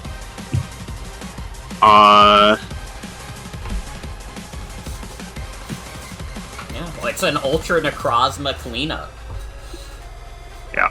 I'm still, I'm not very happy with how I played that game, but, I mean, WAFFLLOES played everything right, so can't be mad. Built well, played everything right. Can't be too mad. Let's bring WAFFLLOES in here. Let's talk about this paste. What up? Yo. All right. I think we both definitely. I mean, I know you were pretty critical of yourself this match. I think I made a bit of silly plays here. Ribbon pointed out, I definitely should have had Toxic on the slow bro. Yeah. Like I was very conscious of that RCS ground. I don't know why I went T-Wave on. Oh, I didn't go T-Wave on the slow bro. Never mind. I just didn't have a status on. Okay, well that explains that. I got pretty lucky on the Scald Burn on the RCS. If I did not get that Scald Burn, I probably would have just gotten owned. I think the Zekrom defog was like insanely fucking clutch. I think that probably would have won you the game if not for the like the low rolls on Necrozma. So like definitely, I think equally sloppy on my part. I think that really could have gone either way for either of us, but I am happy I won regardless. Yeah. Very, very scary match, but I guess let's talk about the team. I think yeah, I'm like pretty sure I'm the person in the league who has used Calm Mind Arc the least. I'm not sure if that's 100% true, but I love like taunt, like where I had refresh one match, like support RTS is very, very fun and very evil. Just putting like a little bit of bulk on this thing and like a bunch of speed, like catches so much shit, especially when you get like a good type of like fairy on it. It's evil. Yeah. You're like a huge fast arc fan also, which is like pretty dangerous, like, because so many people at this point, so many people in this league are just expecting that the arcs are going to be like uninvested or not that fast. People like, are very scared of the speed tie, yeah, and I get it. Absolutely get it. Just like, and then you're just like, yeah, like fuck it, like look at this, like max. Timid max speed, yeah, whatever. Like, Yeah, which is like amazing, especially with taunt. Like you're I don't know, you're into a lot of the like kind of secret good arc moves where like I feel like a lot of people run the like layer 1 stuff, like our jerfs, our beloved jerfs. They're very good. The jerfs are good. Like I fought on this match and I almost lost, so you know. You bring the taunt, you bring like the taunt and like the refresh sets, which I think are all really good. Stuff like that. It really depends how much I value the RCS defensively that match, because I was frightened by Mr. Craw. Yeah. And a bunch of guys like Alomamo, like Chansey, like statusing it. Yeah. Were you expecting Mr. Craw this game? Not expecting it, but I definitely was thinking about it in the build. Like I did think about what it were and shit like that. Yeah. I think I almost brought my Craw. I think I had a different guy for Mr. Craw in the builder initially. It might have been fucking who was it? Yeah. The way I looked at it, like the way I looked at the matchup, I was just like, man, like Crawdaunt hits this score really hard. Oh yeah, definitely, and Dirge too, like especially Dirge. Yeah, like that trio, it was like Crawdaunt hits it so hard. So I knew I was bringing him because I thought maybe that's my only opportunity to bring Mr. Craw. I totally get it, and I could tell like you haven't brought Craw yet. That's more reason for you to bring him now, I think. Yeah. And I'm glad he got his kill. No matter what, he got his kill. He's done his job. He's done his job. Totally. He missed out on another kill, but it's okay. I don't hold it against him. I hold it against Art. Craw got max roll. Art didn't max roll. Good for him. Yeah. Craw got max roll. Art got low roll. So like, who was the one who wasn't trying there? Come on. Are we putting your Arceus on Fraud Watch? Is that what you're saying? I'm not putting Arceus Ground on Fraud Watch, but I am saying that he might not be putting in his A game. My favorite guy for this match was definitely Arceus Ground. I slipped him $20 before we did our match. Definitely came in close there. Anyways, yeah. Let's talk about this Necrozma. You have this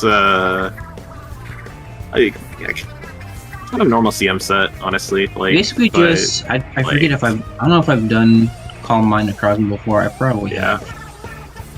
So I'm so fucking shocked this was only 4 speed, but I guess like it's just that fucking fast or naturally. I forget why. I guess I was scared that like I was gonna be boosting. I wasn't gonna be in base form that long because you had a lot of scary like steel guys and shit. Or not steel guys, fucking Dark Ground. Big one. I think you might also just been like 4 speed because of like my fucking I don't know. Like it's just I imagine you're 4 speed to just troll any like attempts to speed creep because probably I don't remember exactly what were really good at speed creeping. But yeah, good like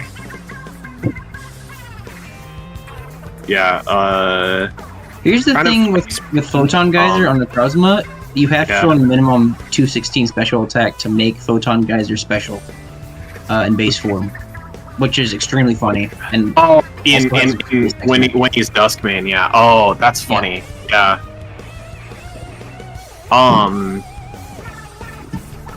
So you just like you just invested that much just to get there without having to ultra burst, and then you just is the idea, bolt, basically. That's funny. Yeah, like I fucking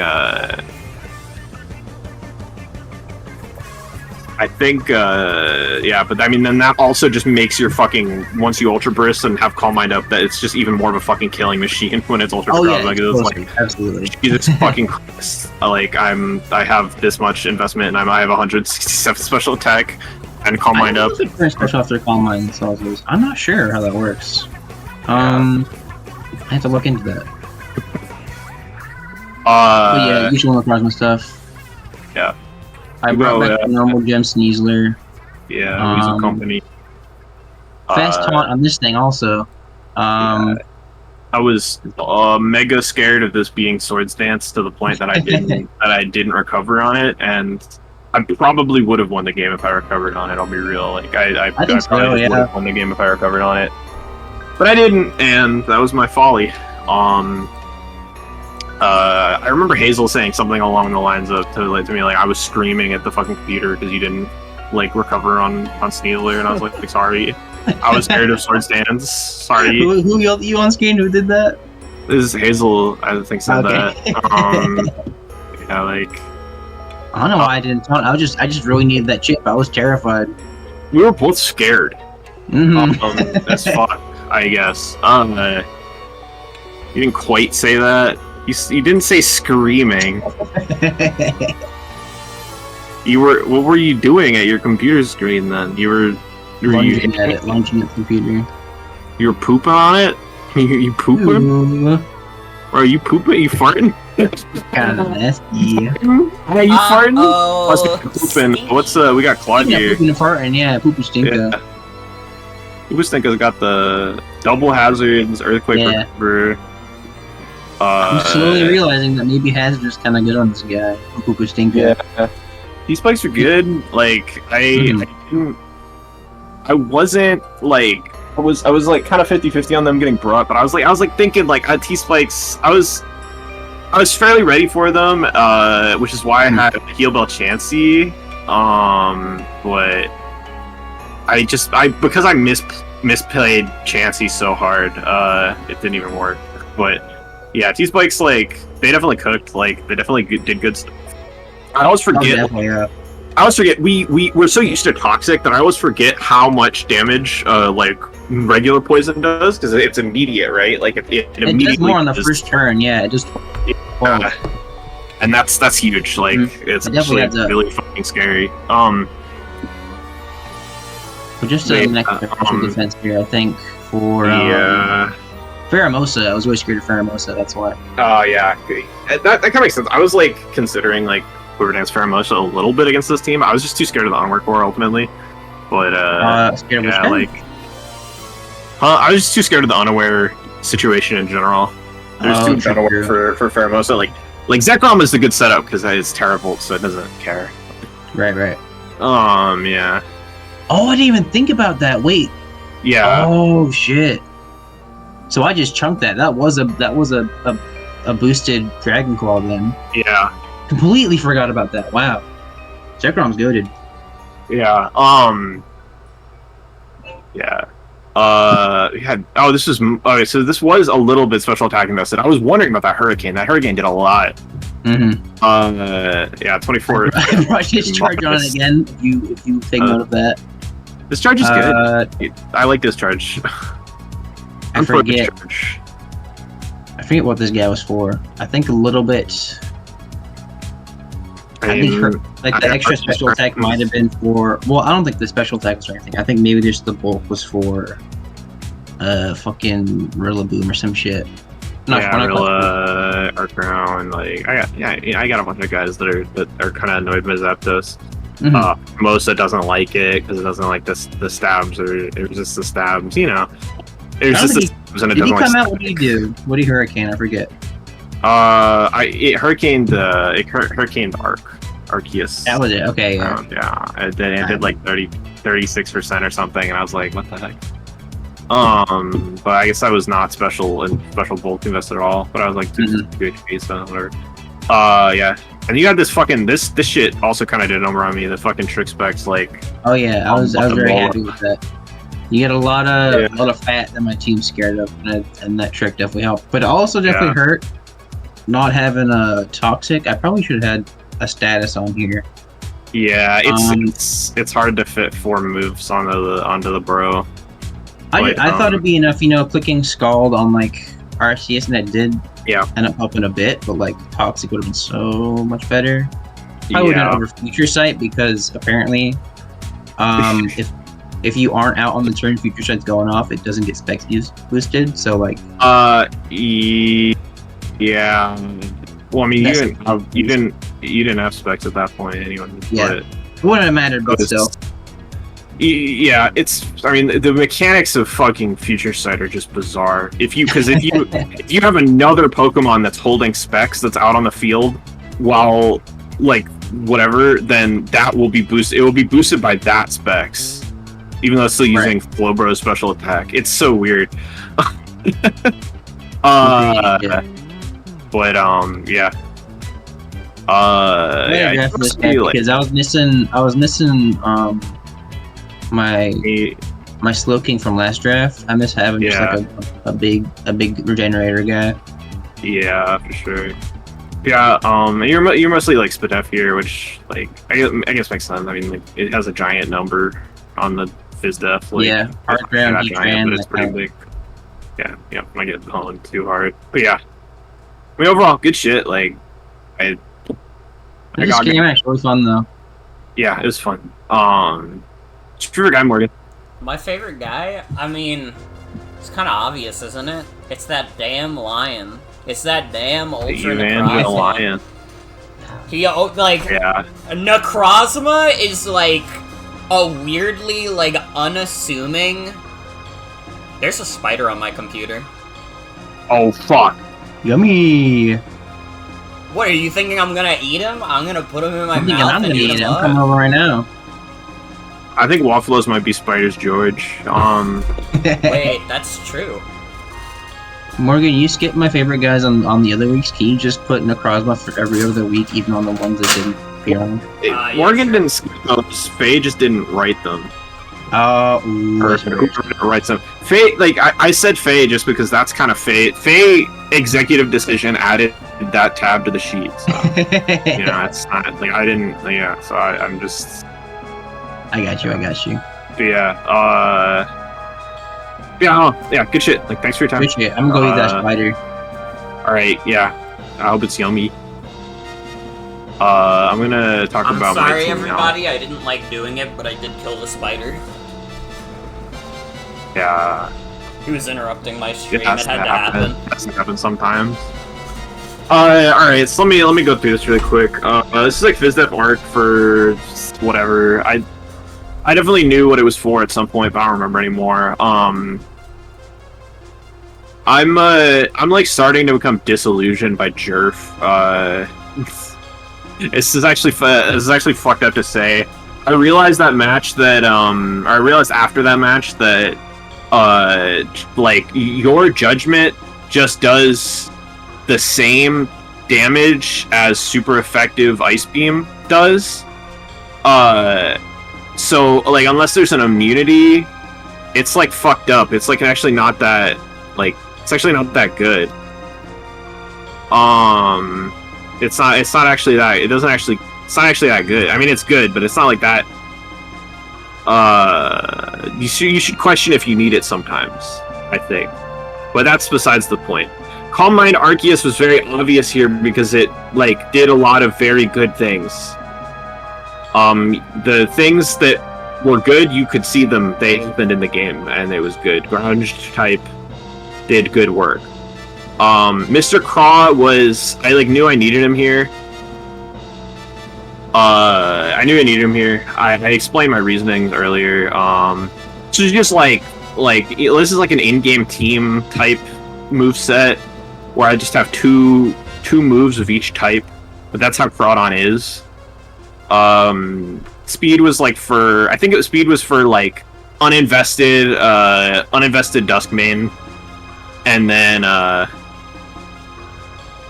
was like Crabhammer, Knockoff, Jet, Crunch. Crunch was there as fourth move. You'd think I might be CC for like Hulk Toilet or something, but Crabhammer just fucking kills the shit out of that anyways, and Crunch does a lot more to Ultra Necrozma and Duskmane. Zekrom Smackers didn't quite get to do as much as I wanted him to do. Defog was kind of awkwardly fit in here because I was looking at this team and I was like, I don't fucking know how to fit removal because Calm Mind Arc looked like it was such a good matchup, but I really wanted DD Zekrom as well, which is, if you know me, you know it's kind of fucked up that I decided like I need my team to have 2 setup sweepers on it. That's not a Sienna team to pilot. But yeah, the defog did clutch. It was useful. Fusion Bolt hit like all the thresholds I needed on like Bolt Strike. Dragon Claw, just normal stab move, and then yeah, like DD. I was very fucking normal EV spray. This is adamant, and it's just because I can't remember what mon it was, but like whatever my speed benchmark was, I think it was maybe I think it maybe was like Ultra Necrozma, something like that. I outsped perfectly with 252 adamant speed, and then DD is like, yeah. Rostberry, because I had toxic spikes in mind, and I was like, I would rather take a poison than get my Lumberry used up and have to fucking deal with being burned on Zekrom and having it be basically ruined. You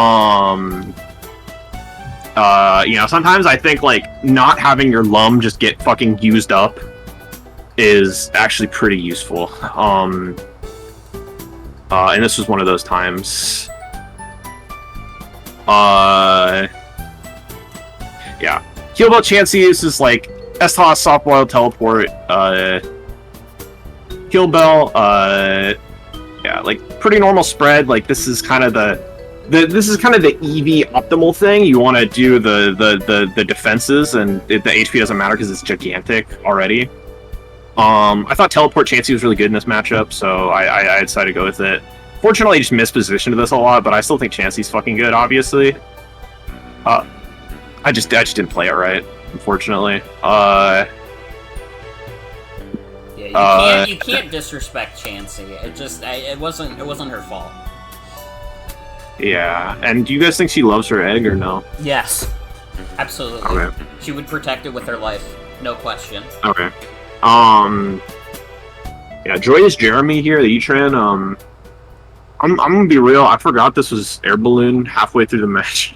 When I sent it out against Ultra Necrozma, I was like, oh wait, this is Air Balloon. Oh, interesting. I'm really like, I knew Air Balloon made the most sense here because of like 4 different reasons. Like including like Magma Storm taunt trapping Clodsire and like removing it, and all this other shit that like it was good for. And Air Balloon helped me switch into Earth Power Arc Fairy, and like be able to get off a pretty big flash cannon on it before it popped the balloon. Flash Fire, I went with Flash Fire. Flash Fire and Flame Body are both very good abilities. Flash Fire made more sense here because there isn't a ton of scary contact on WAFLLOES' roster, and Flash Fire let it just come in on Dirge for free and potentially like Magma Storm trap it and kill it with taunt. And Wombo's wilted the Mola. This is a very normal Mola as well. You can see it's almost the exact same fucking thing as this Chansey. Scald Wish, Flip Turn, Toxic. It's not that. It's pretty normal. Yeah, that's the team I brought. I don't really think it's the team's fault I lost. I think there were some builder decisions I didn't love. But I think if I just played the turns better, I would have won. So that's whatever. Who's your favorite guy on this, Morgan? Well, I'll tell you first. My least favorite guy is Ark, because after learning about that under-the-table deal, I don't know. He doesn't seem like a very reliable sort. I'm not happy that he took that. Like, that's fucked up. Yeah.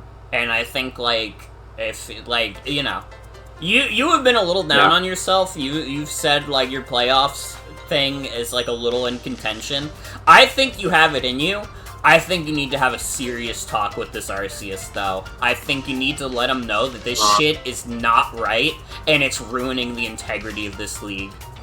My favorite guy, though, is gotta be Mr. Craw. It's gotta be Mr. Craw. Yeah. Who doesn't like Mr. Craw? Yeah. He clicks buttons. He does big damage. We like Mr. Craw. Yeah. He's my favorite guy, too. Even though, he didn't do that much stuff. It's just, I mean, he's the GOAT, right? So, like, that's... It's not his fault he didn't get the kill. It's Arceus' fault. Yeah. Oh, Alright. He did everything he could. He did everything he could, by far. He's an honest fellow. Yeah. But yeah. That's that game. Let's move on. Let's look at what's here. We got. I always try to triage the people who are actually who are actually present. Let's do Ribbon and Mike. I assume like Mike is. I don't know if Mike will be joining us. I don't know, but I if he isn't here now, then I'm not pushing it right now. Ribbon's here. Let's look at Ribbon Mike. All right. Mike's first game as a free man. Yeah. Wait, no, it's still the Foo Fighters song. Who put it as Foo Fighters? I fucking changed it on the sheet. I swear to fucking Christ, I changed it on the sheet. I need to find the actual theme now. I found it. Okay. Like, I swear to Christ, I put it on the sheet, but maybe something happened. I'm laughing really hard at you pulling up Foo Fighters. Yeah. This is a good ass battle theme though. I really approve of Robot Battle. Right? Yeah. Can I go back to YouTube? Okay, what are you trying to look at on YouTube here? What if Super Smash Bros. Had a DS version? Whoa, wait, that'd be pretty cool. Let's all watch that after the here. I'll pull it up on the side. Let's just all watch that after the stream. It's Okay. a 17-minute video. Yeah. Anyways, so let's actually watch this. All right. So here comes in fucking P-Jack. P-Jack gets scared out by the Badlands slugs though. P-Jack the fucking fraud showing his face around here. Oh god. Uh-oh. Oh, my internet! Wait. My internet! I died for a second. It was due to the version of Super Smash Brothers. Are we good now? I think so, yeah. I can pause? Okay.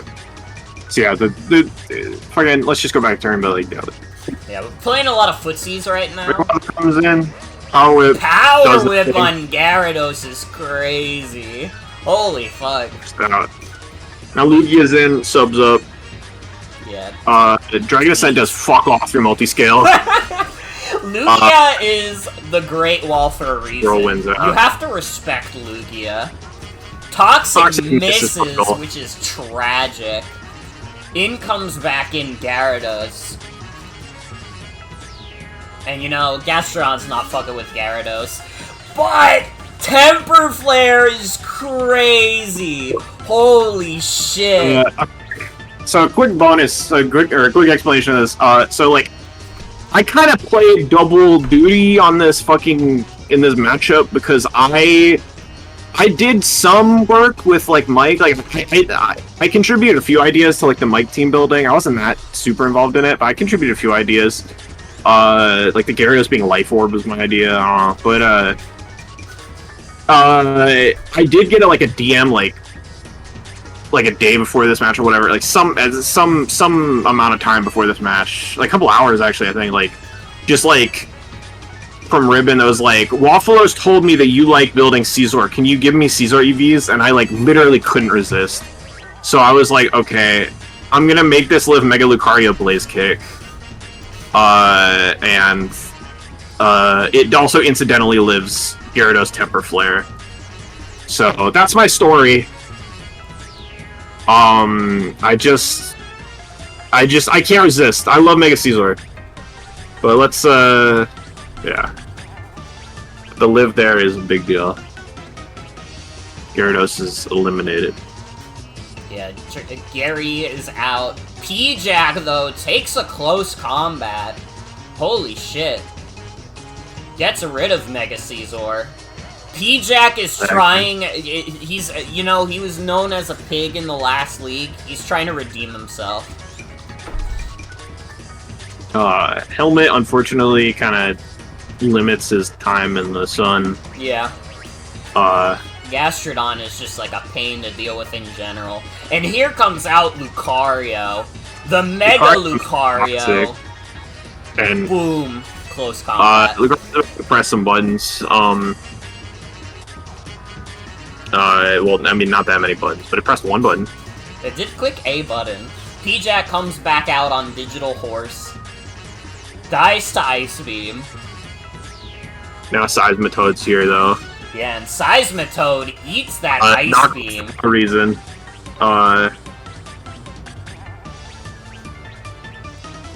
Infestation is crazy. With Poison Touch? Oh yeah. my god. So, I don't know why I mentioned the Gyarados being Life Orb and not the fact that I was kind of the one who got the ball rolling on Infestation Seismitoad.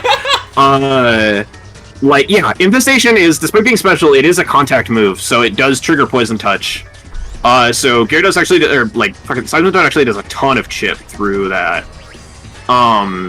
With Infestation damage plus Poison. We thought it was, awesome. We thought it was a cool idea, and then it lets it kind of pivot on stuff, too, with the partial trapping. Yeah, takes the Poison Infestation, and then just protects on the Dragon Ascent. That's a dead that's a dead Rayquaza, not Gyarados.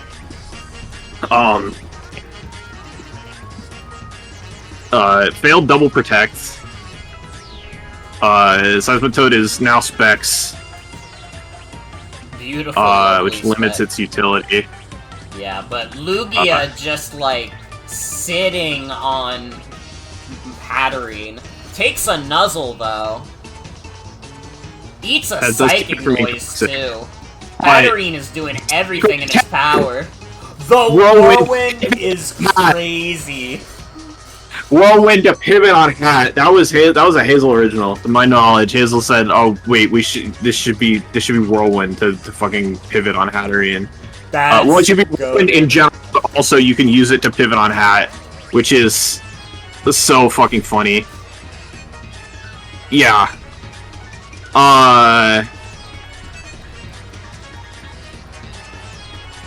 Hazel, in terms of Infestation, I'm pretty sure I just mentioned it offhandedly in the showdown, scrolling through the moves, scrolling through the learn set, and then you were the one who was actually wait, maybe there's something here. Yeah. Anyways. Hat versus Toad. The stolen leftovers have been knocked off. Yeah, Toad gets a little bit of a knockoff situation going. In comes Lugia.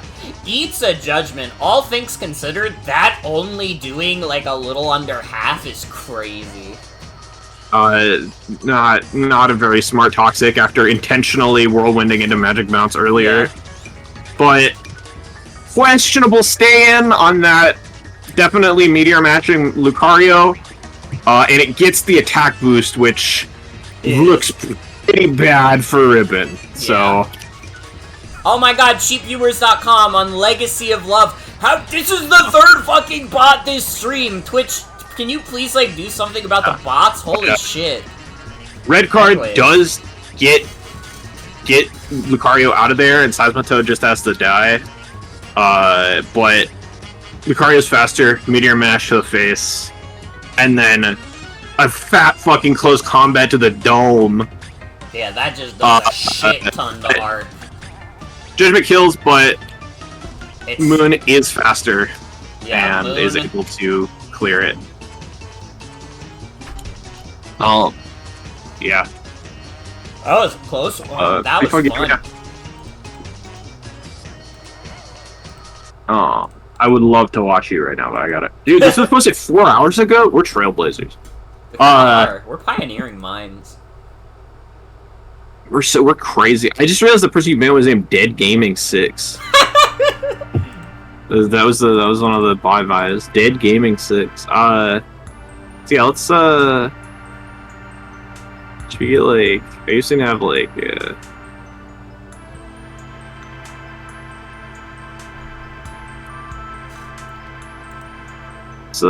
get Hazel, would you like to talk about Mike's team? Let's talk about Mike's team a little bit. Hey. This is the replacement is retired. Yeah. There's some cool little tricks on this team overall. Yeah, yeah, I don't know where Mike is right now. He hasn't responded to me. Yeah. That's whatever. Might be at work.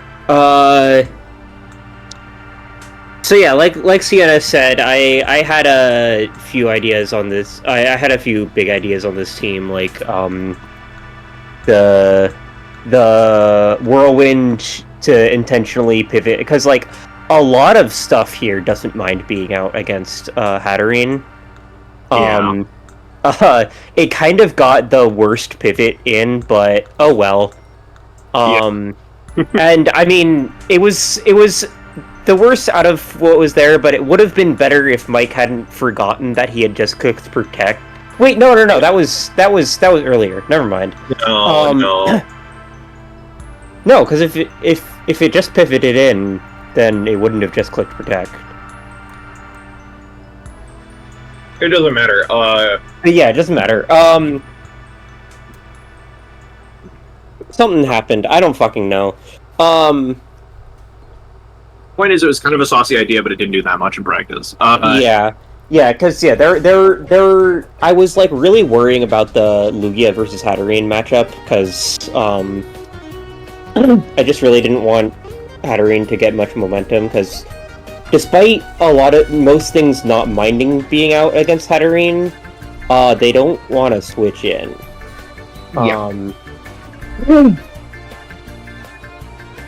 At first, one of my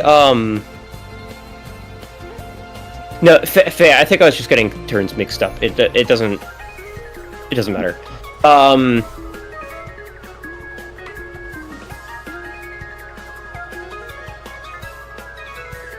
At first, one of the first things I think the whirlwind was the first thing I thought. But then I was thinking skill swap, so it could toxic, but. I mean, Hatterene just switches out after skill swap. And, I mean... I was thinking, oh, then it can, then something else has to eat the toxic, but it's just kind of a free Scizor switch-in on a set that can't do much against Scizor. Yeah. But yeah, I mean, the other thing I was very, very scared of in general was, fucking Rayquaza. So... Obviously. Yeah. We brought in two things that could switch in to Rayquaza.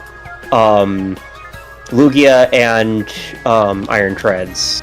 Yeah, which Iron Tread's kind of conditional. It just kind of get fucked if it's like Beat Create, but Beat Create or Earthquake, right? Yeah. So yeah, Lugia doesn't resist Dragon Ascent, but it isn't weak to anything that Rayquaza can reasonably carry. Yeah. So yeah, both of them carrying ice moves. Treads also outspeeds Landorus and could smack it with an ice spinner. Yeah. And I mean it's a spinner, it's a rock setter. It's a rock setter that forces out Hatterene. Yeah, which is... And speaking of forcing out Hatterene, Ironhead was Earthquake for a while, but after a while it's just like, no. I mean, even though like Scizor walls it, like if the full set is revealed, it doesn't force out Hatterene anymore. Yeah. So lol. So yeah, just went back to Ironhead. I didn't really talk about Lucario. We were debating like whether physical or special was better. Yeah. What pushed me over the edge to physical was, I guess two things. One, there were, like, scary dark move clickers that Lucario could, like, discourage from clicking dark moves. Like you've got... Would justify pre-mega. Yeah. Yeah, so if it switches in on, like, a knockoff or something, it doesn't take much because it's an unboosted knockoff. And then it's at +1, and a +1 Lucario just basically sweeps everything. Unless it's fucking red card Mimikyu, which was I thought that cooked. Yeah. No, Yeah. I never really thought about the fact that like disguise triggers red card. Yeah.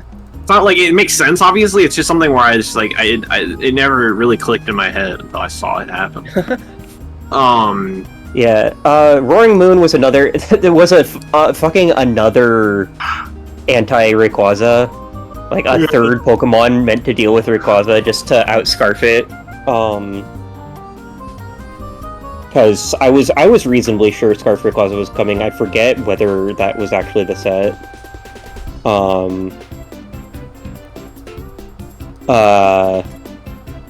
And yeah, just Dragonclaw doesn't want to get it locked into Outrage.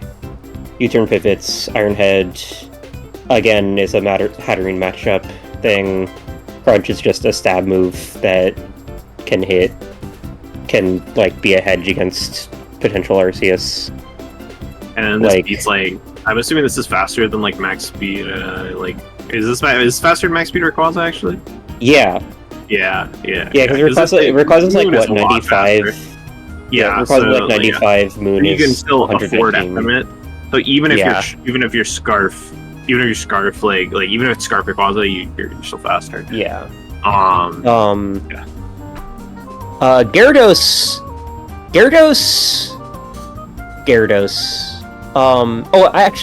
That I just remembered back to Lucaria. The other thing that pushed me over to physical was having a fire move to hit Scizor with.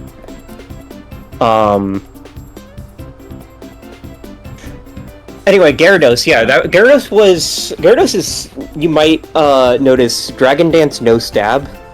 Yeah.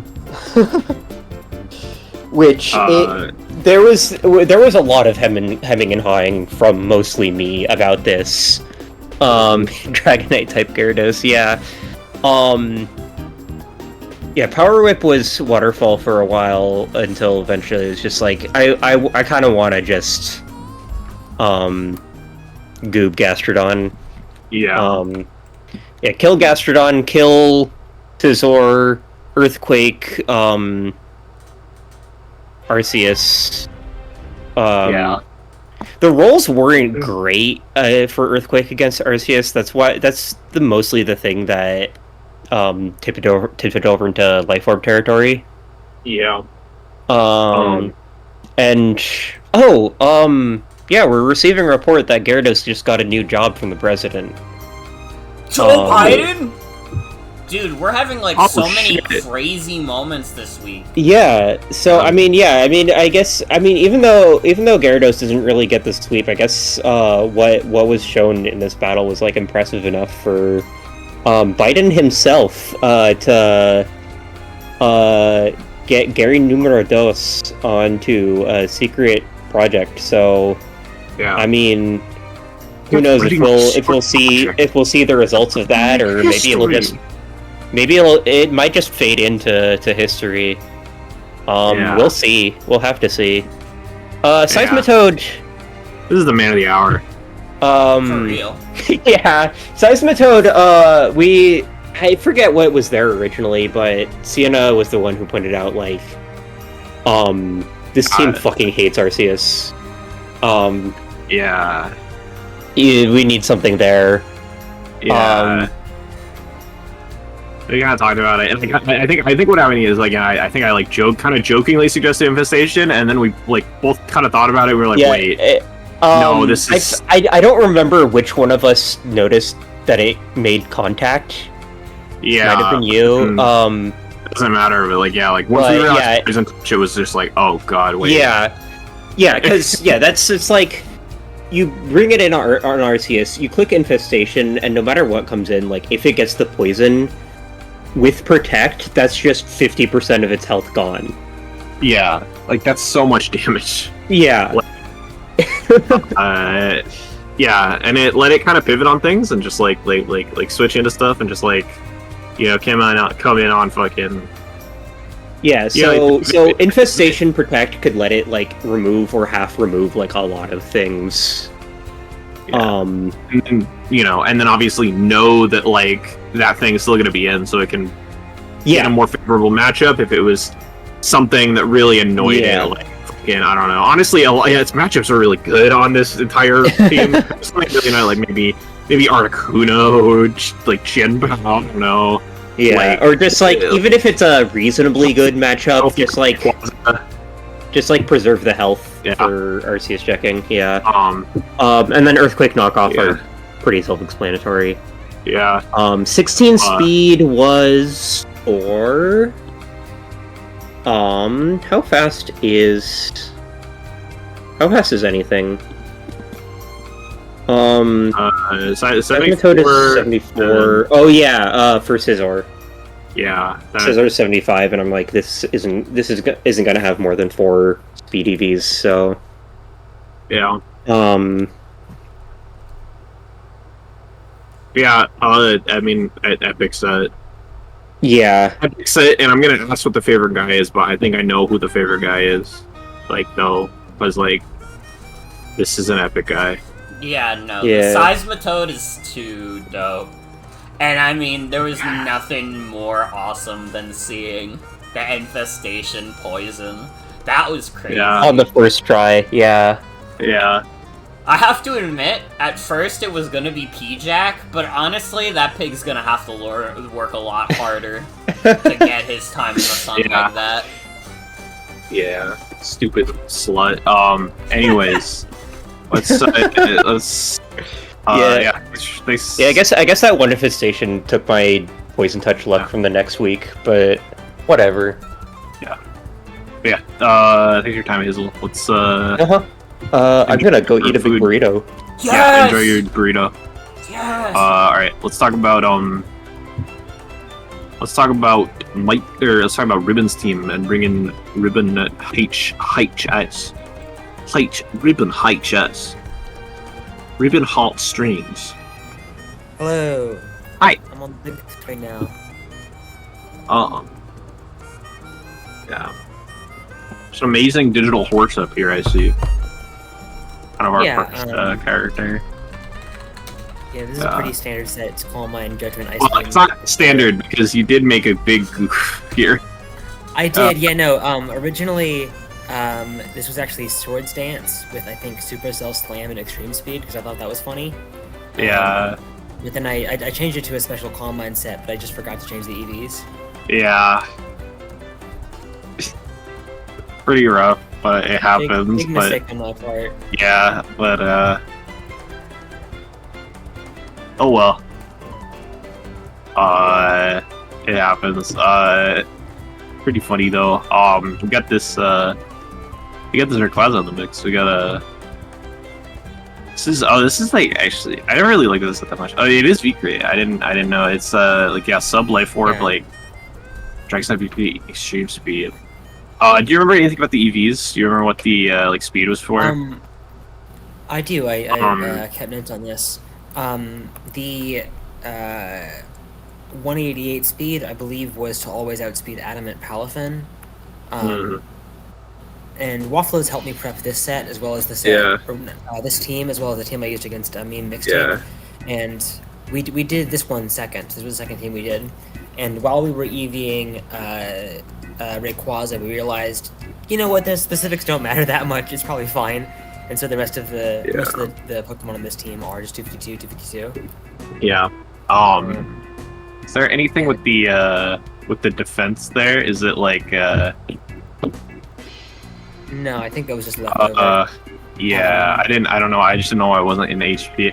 I was wondering just because I thought it was I thought maybe it was a life orb number, because if you could do you can EV so that the life orb recoils a little less if you do that. I believe the HP was a life orb number. I believe when you divide it by 4, it's like instantly 0.75. So I think that was intentional.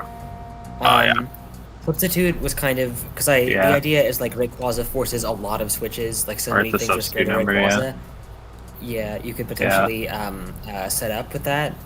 Although I chose not to set up. I just have like life orb 3 attacks. Yeah, I mean Rayquaza 150 in both attacking stats and fucking just giant numbers. Like with the life orb, that's gonna wreck shit. Yeah, no. Like, how strong Life the Orb moves are. Rayquaza, it's so ridiculous. Yeah. He's a funny guy. Scissor Sister, I got this EV spread from Sienna. Yeah. It lives, I think she said, Mega Lucario Blaze Kick and Gyarados Temper Flare, which did kind of come in handy there. Yeah. Bullet Punch and Rooster Standard. Knockoff was mainly for Lugia. My idea was if I could put up rocks and then knock off Lugia, or I didn't think like Chiyu or Kira would be likely to run boots, but I thought Lugia almost certainly would. So I wanted to try to sort of punish that. And then Close Combat is just for Arceus, because I think that's a 2-hit KO, and I think even if Arceus is set up, you don't get 2-hit KO by any of its moves. Yeah, basically it's just meant to handle Arceus and Lugia. Who honestly I was very scared of. I did not have a great way to handle either of those, so it was a lot of like small measures, like a lot of small strategies rather than one sort of straight up counter that I had. Lugia's fucking freaky. Yeah, you get you got Balance Slugs here. Gastrodon's been a gamer for you. Gastrodon's been one of your goats. It has been, yeah. This nickname comes from WAFFLLOES. Thank you, WAFFLLOES. Yeah, it's so good. And yeah, Gastrodon's been honestly my most useful Pokemon so far. Yeah, it's like this guy's. It's trying to have kills. Yeah, Gastrodon has most kills. It's 4 kills. It has more kills than Arceus. That's crazy. More kills than Arceus. Yeah, that's fucked up. Works as Arceus, Arceus Chimpa. Dude, what the fuck? This slug is amazing. This slug's a goat. But yeah, it's the most powerful slug. Yeah. It's got Stealth Rock for the Roxy Pokemon. It's got Toxic for some of the bulky guys. And then Scald for some of the more like physical attacking types. Pretty standard. Rocky Helmet was. I thought that was neat. It kind of ended up being kind of helpful. Yeah, Helmet was good into like. There's a bunch of like kind of annoying like I mean, Mega Lucario obviously is a huge like contact guy, and like Burning Moon. There's a lot of annoying. It was also contact guys. It was also Storm Drain for Palafin and Gyarados, and sort of to a lesser extent Seismitoad. And then I don't think she ended up bringing Palafin, and then Gyarados and Seismitoad didn't have a water move, so it was whatever. I don't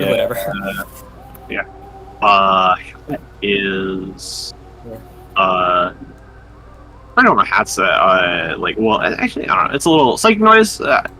Psychic Noise makes a lot of sense as the stab choice here, because you got a really it's really good into Lugia, and it's just a really good hedge move in general against a lot of these annoying things.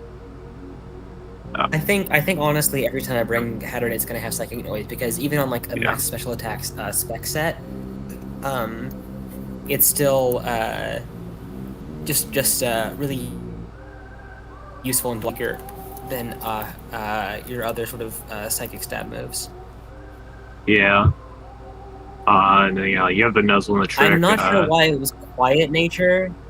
I think that probably should have been Modest. I think that was just the default, because I'm not using like Trick Room or anything. Yeah, it doesn't really matter. I mean, it's slow as fuck, so it's like, it probably was not going to start outspeeding anything, but it's fine. I guess you're doing slightly more damage with your Nuzzles, which you also have 4 attack here randomly, so I guess it works out. 4 attack. That was also automatic, but I think it's very funny. Yeah, the whole idea of this Hatterene set was that it would be picking off its choice specs as soon as possible. So that's why it has Nuzzle and Trick. Honestly, I think Gogurt ended up being kind of the MVP for my team here in this set. Yeah. It put in way more work than I was just expecting it to. When I was team building, I was looking through Mike's team and I was like, Shuckle, Among Us, how do I deal with this? And I was like, oh, I know, just Hatterene. Just put a Hatterene on my team. Yeah, just fucking Magic Bounce. Yeah. Hat does have 90 base attack. That's not that relevant to anything with the 4 attack EVs. It's just, I just want everybody to remember that Hatterene has 90 base attack. Because, like, what the fuck?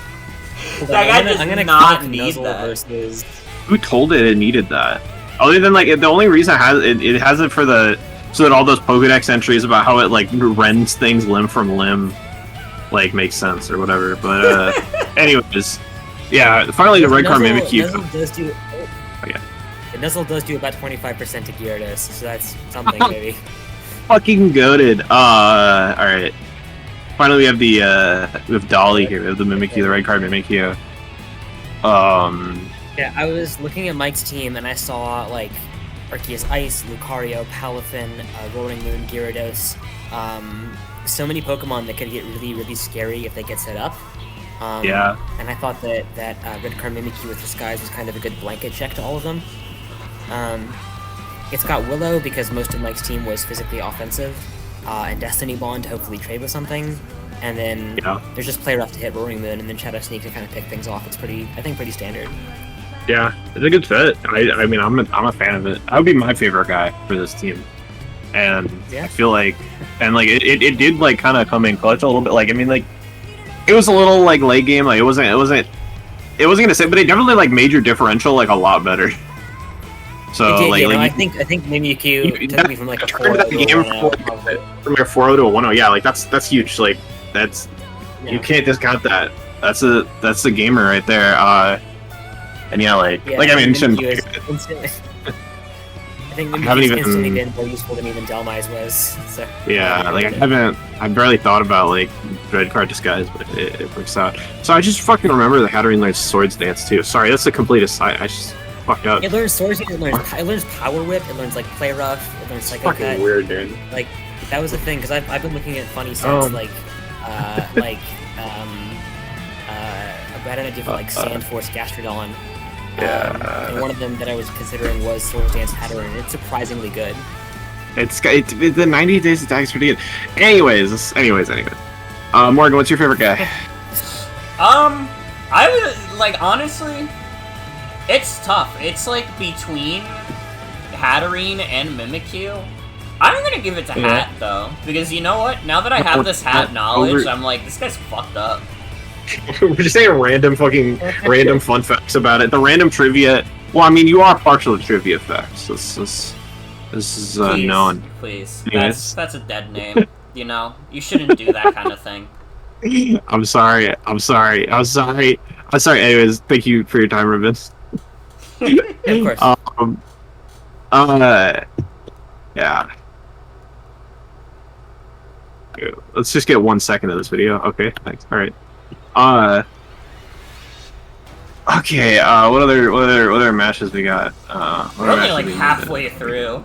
There's been like all of these matches have had so much to talk about. I can't believe we're only halfway through. Yeah. Almost 11 p.m. Yeah. So let's talk about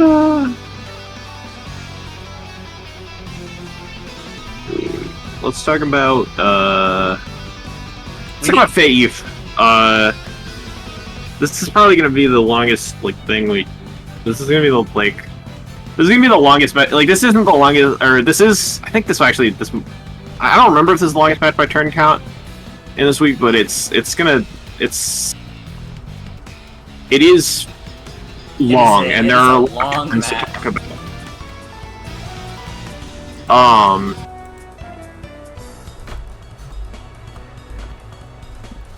Yeah, so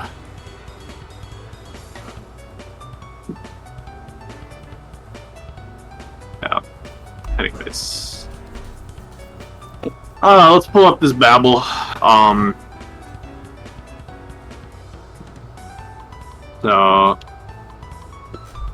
Alright, so the Azumarill lead into Landorus, and Landorus gets a Toxic off. Does die to Ice Spinner instantly, though. Holy shit. Definitely Bandit Azumarill revealed, but yeah, like, just giant fucking immediate turn one. I hope you enjoyed that dopamine. You're not gonna have that much for a little bit. Sorry, that's mean. I actually really enjoyed watching this match, but I will spoil that it's gonna be a while before something else dies. Yeah. Arc into Ho-Oh, knocks off Ho-Oh's boots, which is pretty huge. But the Rock Setter's dead. That is true. That is true. Yeah. Got the Ho-Oh into Eternatus here. Sacred Fire, not doing a ton. Yeah, Sacred Fire does fuck all to Eternatus. Dialga comes out. Banned user! Pulse. Doesn't give a fuck. In comes Arceus, eats a Draco. These Pokemon are just eating hits like it's Thanksgiving dinner. Holy fuck. Very bulky balance teams fucking going at it. We got Togekiss into Art fighting here. But Art gets the Thunder Wave off. In comes Raikou.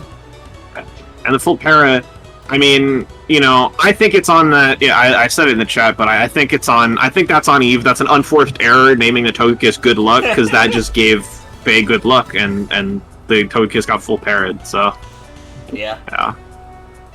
Ho into Junior just starts a sub, gets a Toxic off, but gets whirlwinded out. In comes Urshifu. Urshifu gets scared as shit. In comes Eternatus, gets hit by a Brave Bird, but takes it pretty damn well. Ho switches into Arc. Dragon Pulse, Dark. but Unfortunately, now also it's taking Toxic. Arc does get the Stealth Rock off, though. Hits Eternatus with an Ice Beam. That's dire straits for Arc. Arc evacuates, Dialga's in, Eternatus heals. In comes Arc fighting. Eats Draco again! Just unstoppable! Comes in on the recover. Here comes a this is kind of a mix-up situation here. Azumarill, and then we have the Eternatus here. There's a choice of buttons here, but Eve just clicks the play rough, which does a lot. And now, here's a tricky thing in this situation that I want to point out is that Eve has not revealed a poison move yet. Eve has not revealed her fourth move, or Faye has not revealed her fourth move. Sorry. Just keep that in mind. Dialga comes back in, and this is a dance that these two are going to be playing for a little bit. Kind of Dialga coming in and Eternatus not really being able to make that much progress on it, but, you know, Dialga is running out of Dracos, Arc is running out of covers, Raikou is here and, you know, absorbing Thunder Waves. Dialga comes back in, does not get parried by the discharge. You know what? Great Neck Jr.'s going for that substitute anyways, and it lets it eat a Draco. In comes Ho-Oh on the substitute. Draco PPUs, so Draco's down to 3 only. That's partially due to pressure here on the Raikou, so... Yeah. You know, you have to be... This is a long game, you have to be keeping PP in mind. We're already at turn 25, only one Pokemon's died, and it died on turn 1. Discharge comes in, no worry about the full para. Whirlwind into Eternatus. Good old Eternatus, and, you know, the itchy. Gets a Dragon Pulse on Ho-Oh. Ho-Oh goes for Brave Bird. Goes for the Brave Bird into Toxic Chip. Ho-Oh's low, but Regenerator is going to help stab that off. Dialga comes back out. Eternatus first recovery. Let's look at our recover status here. We have 5 recovers on Eternatus, 6 recovers on Arceus fighting. Yeah. Arceus fighting, once again, coming in, but this time it's a double into... we have a double into Spectre and then into Azumarill. Azumarill positioned in against Arc fighting, absorbs the T-Wave. Position here, just nice spot to just click a play rough. Yeah, nice button opportunity. Yeah. Hits an Ice Spinner on Eternatus, does a fuck ton. But now Azumarill has to evacuate, and Eternatus gets a recover off. Now notice, Eternatus clicked recover there when it was staring down Azumarill. It still hasn't revealed its fourth move. Keep that in mind. Urshifu comes out on Bactrier's Shadow Ball. And that's not Urshifu at all. It's in fact Zoro or Kisui. It's immune to the Shadow Ball. Oh shit. Oh shit! Hex does fuck all, really, but it is some extra chip on Dialga. Yeah. Arc fighting double comes back into... out. A Great Neck Jr. comes back up. Double's going here. This is footsies. Great Neck Jr. is at dangerous health. This is what the people in the business call footsies. Tank it and try to, like, Dazzling Gleam Raikou to death, but, unfortunately, another full para. You really just shouldn't have named it that. Just complete unforced error. Like, come on now.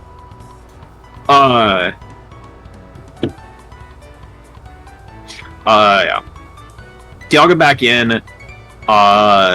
Again, not eating a discharge para. Volt Switch is out. Dialga's getting a little low. Yeah, it's, you may have ascertained by this point. You may have ascertained by this point that Dialga is Assault Vest. So, you know, it's not rest or anything. It doesn't have anything to heal back up. No leftovers. So, every bit of chip does count on it. Arc fighting in versus Togekiss. Finally gets the defog off. And, yeah, Gleam's there, but it doesn't do a ton. It's looking more favorable for Faye by the minute. And another full para. You hate to see it. Great Neck Jr. comes back out. And then tries to T-Wave misses. But Raikou just comes in. Eats the Volt Switch, but, you know, lower health comes now. Back out. Eats Gleam the chip Dazzling Gleam. a little bit. Hopefully make it have to recover a little sooner. Double into Raikou. And we have Ho Raikou. And Eve's just gonna switch out here and just get that regenerator back on because Ho had been chipped so dangerously low before.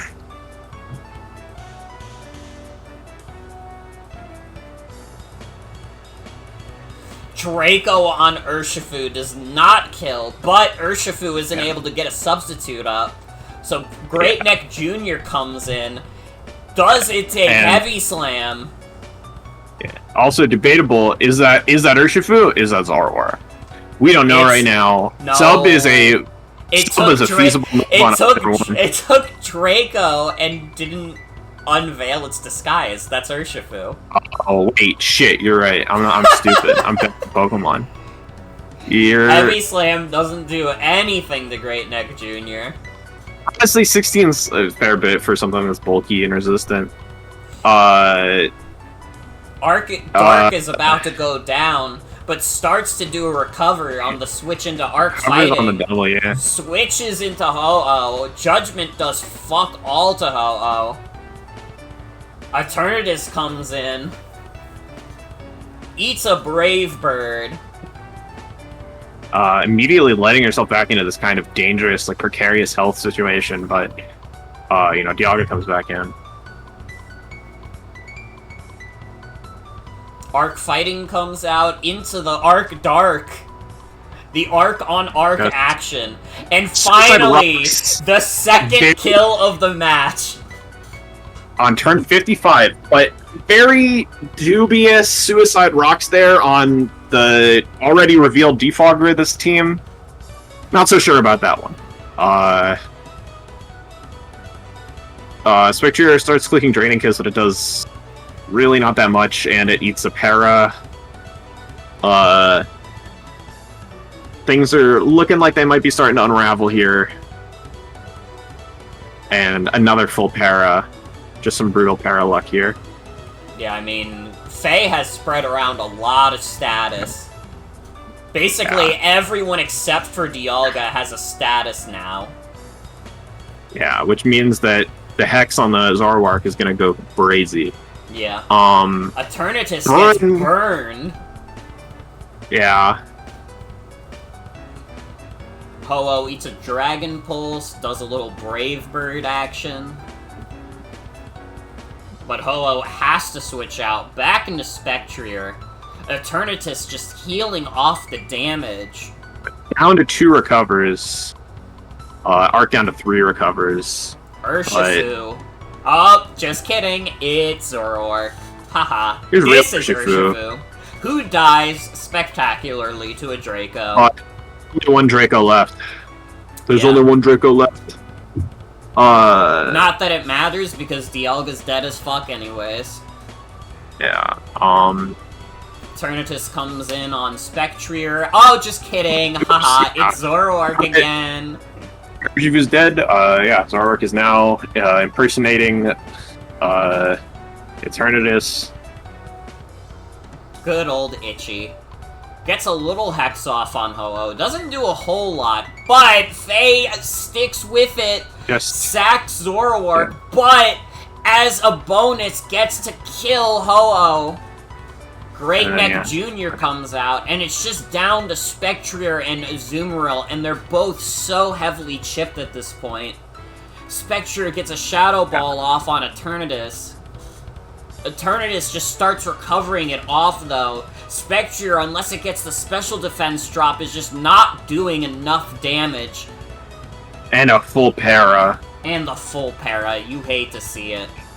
Dragon Pulse almost kills Spectrier. Shadow Ball does a lot, but, I mean, it's over for Spectrier. That horse is dead as hell. And in comes Azumarill, and it's Flamethrower. Fourth move was Flamethrower. So, that's what I was trying to talk about. That's why I said pay attention to this Eternatus.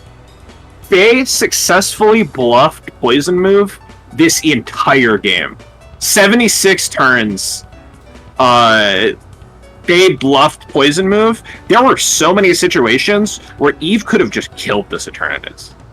But because Poison Move was being bluffed, because, like, Eve was still buying it, like, when it was fourth move Flamethrower, like, Eve was just respecting the fucking, like, rules of the game, like, what she thought were, like, what she thought she had to be doing, but, paid the price for it, because this Azumarill would have been such a progress maker if it wasn't living in fear of an Eternatus that, didn't actually have a poison move. Yeah. It clicks Play Rough, and it finally does kill the Eternatus. But at this point, but it's too late. yeah. And Great Neck Jr. gets the kill. Yeah. So yeah. Pretty intense, like, exciting game. I know Eve is not especially happy with how it went for a variety of reasons, but I thought it was super exciting to watch. I love extended, like I know this is a 77 turn game and half of it is switching. That's what fucking Pokemon's about, man. I love really long balance games. They're so interesting. PP management came into it a lot. The double pressure from Faye was huge here. There's just a lot of cool little things. A lot of things I couldn't even really talk about, but you know, we gotta keep it brief enough here. Yeah.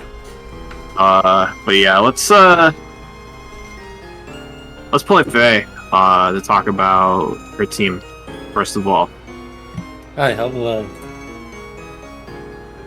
Yeah, I definitely looked at that team preview and looked at the Azumarill numbers and realized, oh yeah, this one shots everything on my team except Eternatus. Yeah. So I definitely led Lando and clicked Toxic and decided, like, yeah, this is gonna be my life now. Like, it wasn't like intentionally bluffing for like Poison Move. I was just deciding, like, yeah, I just have to switch Eternatus in a million times and get Poison Chip racked up, and eventually I can kill it with like Raikou or like Zoroark. I got the general structure of this team like shifted towards like a sort of para spam team with Thunder Wave on Arceus and Discharge on the Raikou, mostly because it was like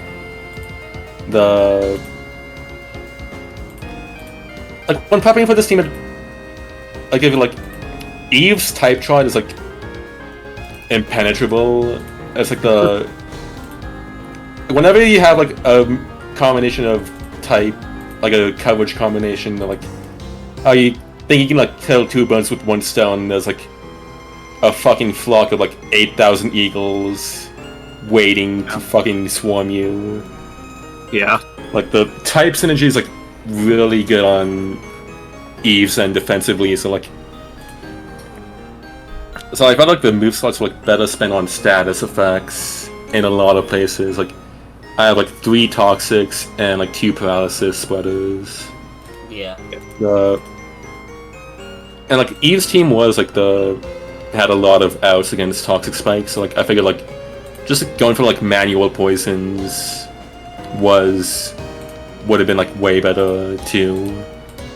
And like I was like fully like prepared for like I was like fully expecting like Togekiss to be heal bell, because that's like Eve's only cleric, so I was like hoping for like just if I spam enough status and then like pressure on the heal bells, then she'll run out, or eventually I get a chance to kill Togekiss, and eventually I can just spread status on everything forever.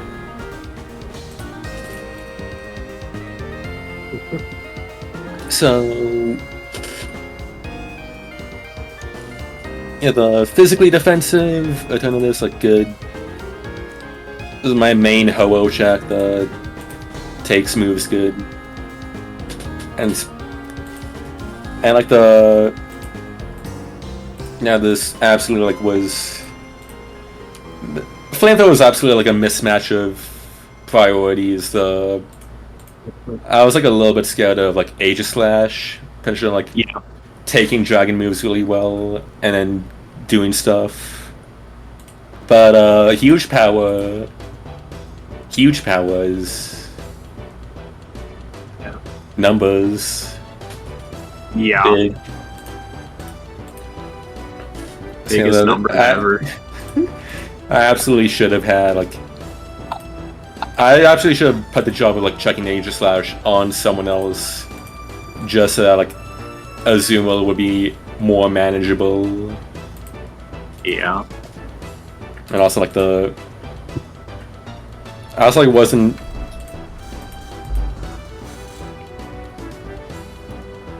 I also like wasn't like preparing for like double fairy types as much. Like I figured like I was thinking like okay, like Togekiss is probably the one that gets brought, and like the Lycan can switch in on that. Like other dudes can like overload it, like put a lot of responsibility on its shoulders, and eventually it'll get overwhelmed.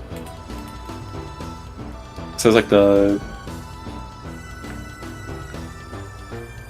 like I definitely under prepped for Azumarill and should have changed. This should have been Sludge Bomb, but it wasn't. Yeah. But like after like after like a couple rounds of Poison Chip, Ed was in range of like Raikou and Zoroark killing, so like I had room to like put in. Like once I got that chip in, like I had room for just offensive pressure to keep it at bay. The Arceus says the Defogger, it's good and bulky and like my best Spadef tank for Dialga, because it kills it really hard. And Dialga like kind of owns my other main special tank. Like Eve's like the Ho-Oh Dialga core is like kinda owns my main physical sponge and main special sponge. Yeah. With the type coverage, type advantage. So it's like the pretty scary matchup on that front. No, I did spend like the first like handful of turns, like that first like sequence of Ho-Oh, Eternatus into Ho-Oh, then Dialga into Eternatus, then Arceus into Dialga. Like that first sequence, like I got scared. I was like relieved at how little damage Ho-Oh was doing, then got really scared at how little damage Dialga was taking, then got really relieved at how little damage Dialga was doing. in that little sequence of the first 6 turns.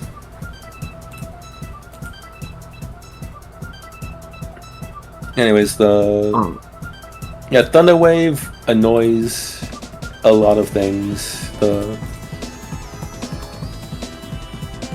It stops like Salazzle from switching in, or like Spectria from switching in safely.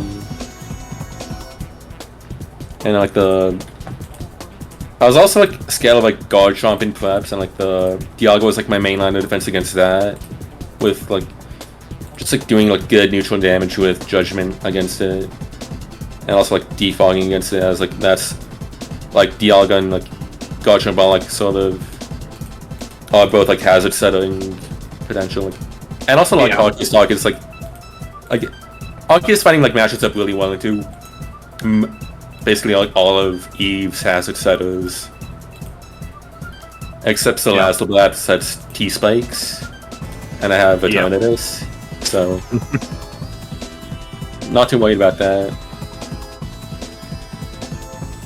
The Zork Suey here, like I liked it for like a couple of reasons. Like I was like convinced that like there was like no way like a setup snowballing Spectria set was gonna use Dog Pulse in a million years. So it's like, if it's a snowbally Spectria, then Zork Hisui will just wall it and kill it with Hex. Just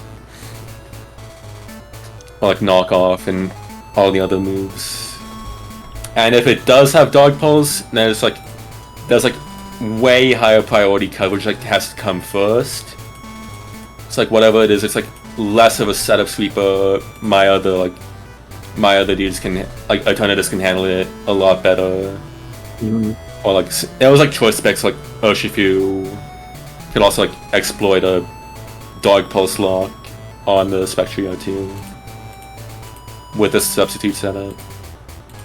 And then like Hyper Voice, I especially wanted like in case of Salazzle trying to substitute up on me, because like that would have been like annoying for everyone. Like I feel like because like Eve didn't really have that many like pivot moves on her team, like Salazzle would have like a hard time getting in. I was like, extra insurance, and good to be prepared for situations.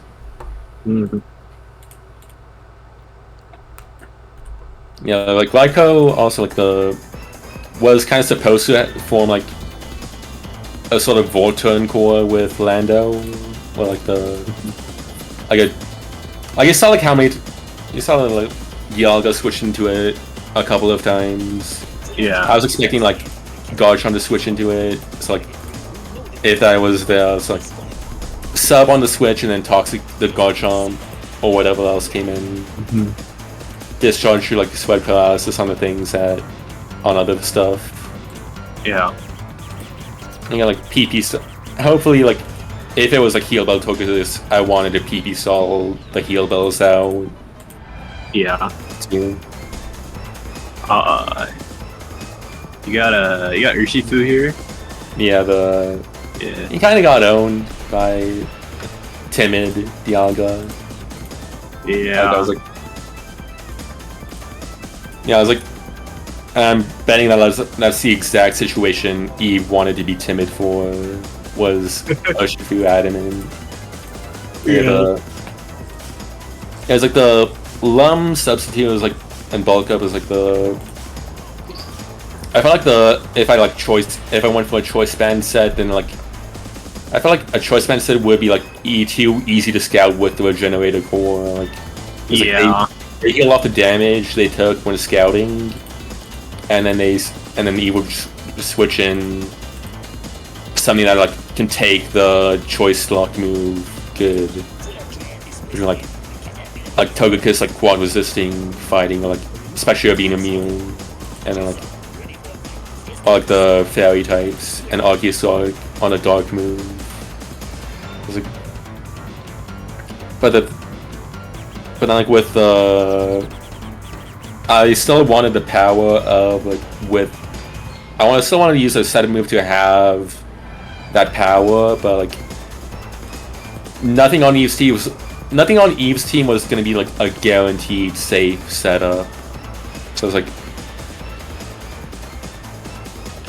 was something that I was like keeping in the back, like trying to like scout out an opportunity to like sub on something or like absorb a status from like Salazzle or like especially a Wisp, and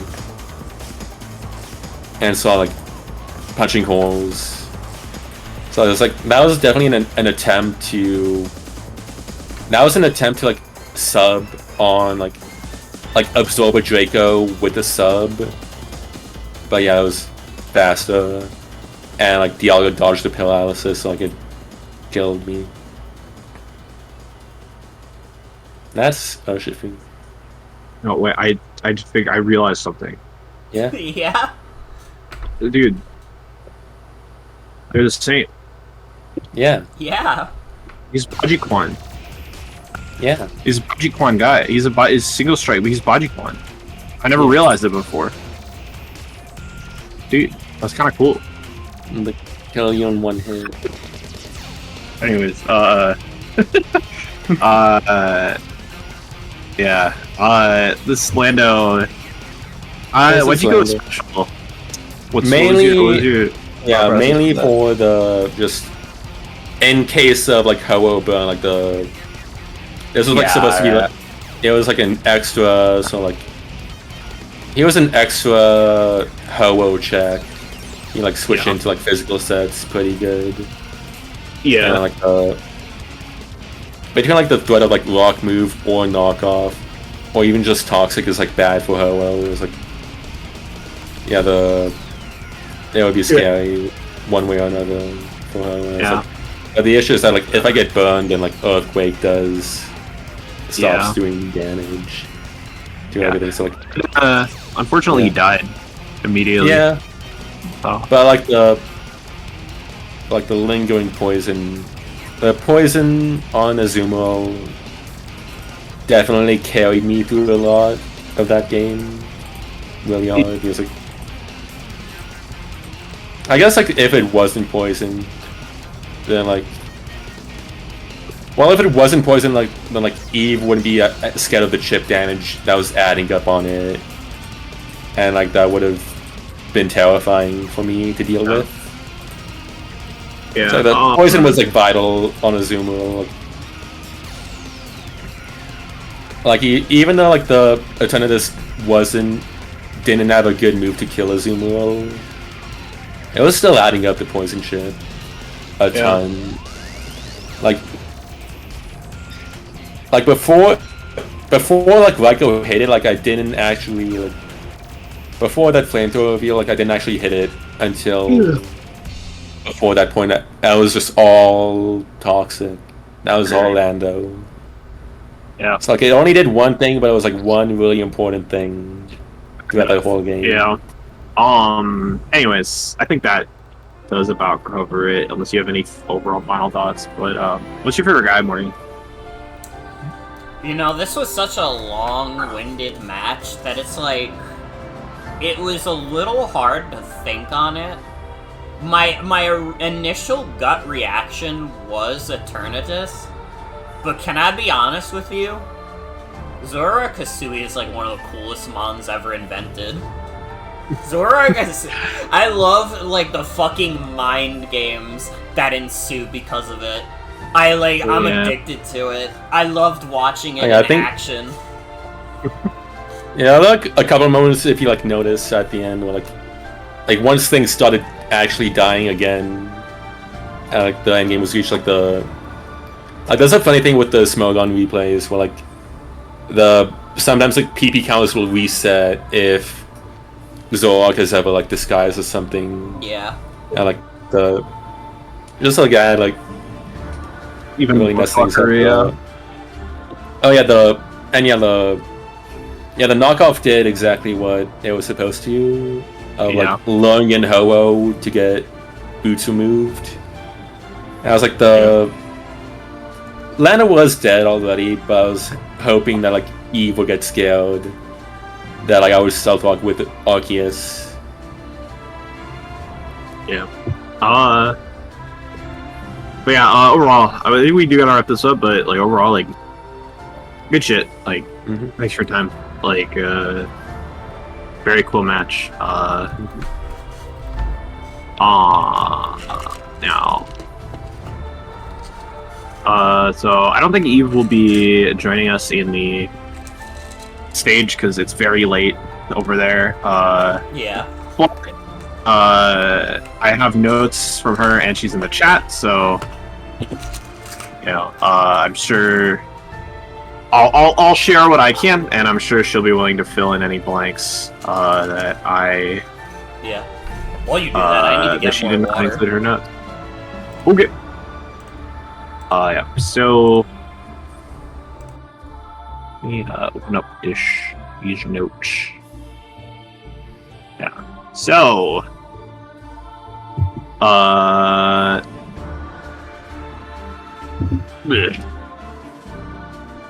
yeah, on phone, slightly drunk still. Yeah. Yeah. No, totally fair. Yeah. If you do want to, you know, chime in with anything, just, you know, type in the chat. It's fine. Yeah. So. So Eve notes mention, there's some bullet points here. I knew this was one of my biggest nightmare matchups going in. I spent like 3 weeks stressing about this team. Totally fucking reasonable. Faye is a scary character. I was more expecting an offensive team because I was thinking Faye's team had better odds trying to power through the Ho Tangrowth Dialga with breaking power rather than trying to outlast. I took a gamble on building something specifically anti-offense, which did not pay off because Faye brought balance. A lot of what was done with a lot of stuff was done with the thinking that Mamoswine was a lock because it did very well against my defensive core in general and was not super easy for me to remove. Still kind of shocked Mamoswine didn't turn up. Yeah, it makes sense to me. Although like with the reasons Faye outlined, with just kind of like it being kind of just like more overall worth it to just stack status and spam status and not like try to overpower the 3-type core is kind of, it makes sense to me. Not try to overpower the type chart. Azu looked extremely good offensively, ended up being true. I didn't think Faye would go max him on Eternatus, so I went with Spectre. Spec Shadow Ball did big damage on basically everything on Faye's roster, and I didn't rate Zoroark Hisui's ability to hurt my defensive core too much. Which is fair, because like before it spreads a bunch of hexes, it's not really that threatening. Overall, before it spreads a bunch of hexes and everything's chipped and sad and tired. Yeah, like, I mean, me and Eve even had a kind of a conversation about like Zoroark Hisui, like right before the match, like the day before, and I was like, you know, Eve asked me like, how likely do you think Zoroark Hisui is? And I was like, you know, I don't really know. Like, I don't understand Faye's pattern for bringing Zoroark Hisui. I don't even understand why Zoroark drafted it. Or I don't even understand why Faye drafted it on Zoroark. So, like, I was just kind of like, yeah, I don't know. I don't know if it's coming, so, you know, whatever.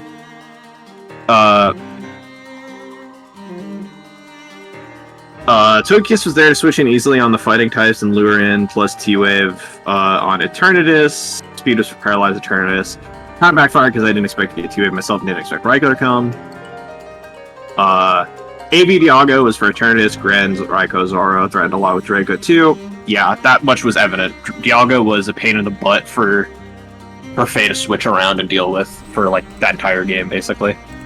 Ho and Arc Dark are really normal. Ice Beam Arc Dark was for Lando. Yeah, makes sense. Jerf baby. Jerf mode. Epic Jerf moment! Maybe I should have been EQ on Ho-Oh, but move slots in it. That's what Eve said. Eve said in it. I didn't say in it. That was not an editorialization. That should be obvious considering I'm not British, but Eve is. But you know, you never know these days in this fucked up world. You know what I just realized? And maybe this isn't true when we watch the rest of the replays, but every replay we've watched so far where someone brought Jerf, they lost. It's fucked up. Jerf, like, honestly, the entirety of Jerf might be on Fraud Watch. Might be on Fraud Watch. Might be on Fraud Watch. Okay, so yeah, in-game stuff. So even once we talk about just in-game stuff, like, I was on tilt going in thanks to the scheduling problems we were having and Faye being a bit flaky about it. Damn. Eve's words, not mine, but yeah. If I was thinking more clearly, I probably would have been able to take the immediate hazard advantage I got from turn 1 killing Lando into overall winning a long game, but I wasn't playing to preserve hazards well enough. Biggest choke on my end was keeping Spectre in versus arc fighting and letting it defog away my hazards and put paralysis on my best win con. And like, you know, finally, like, close game well played, but with the closing thought of one more thing I want to say, the ultimate petty finale. Eve ends this with, if anyone wants help versus Faye in upcoming weeks, my Eve's DMs are open. So Eve is fully opening herself up. She's fully anti-Faye at this point. I mean, I have to face Faye. I might take you up on that. Yeah, I'm glad you're good now. I'm glad it's all squared off. I don't know if you're rescinding that offer by any means, Eve, but you did tell me to say it, and I've said it, so it still stands. Okay, yeah. Yeah. Yeah. Now it's not a real grudge. It's just a funny grudge. Just like me and Iron Boulder. Yeah, you know, overall, I mean, when I look at this team, like, I mean, I read off Eve's notes. We didn't really go through the Pokemon one by one. It's whatever. I mean, like, we kind of got most of the interesting stuff out of there. I think a lot of the stuff on these sets are pretty standard or, like, made themselves pretty clear. A lot of the EV particulars or whatever, but, yeah. Togekiss is Super Luck, which is pretty funny. It's not Serene Grace because it didn't have a real Serene Grace move. Yeah, I don't know. Like, good shit. I mean, I thought the team was built well. I think that like with just like a little better in-game, like a little better like just like decision making and a little better like Let's be real, a little better luck. Yeah, that's what I was saying. Like, yeah, a little better decision making, a little better look. I think it would have turned out different. But boy, do I understand playing on tilt. It happens. But yeah. I mean, I don't believe you're out of it, Eve. I'm not. I don't think I'm out of it. I thought I was, but I don't think I'm out of it. I don't think you're out of it. I don't think any of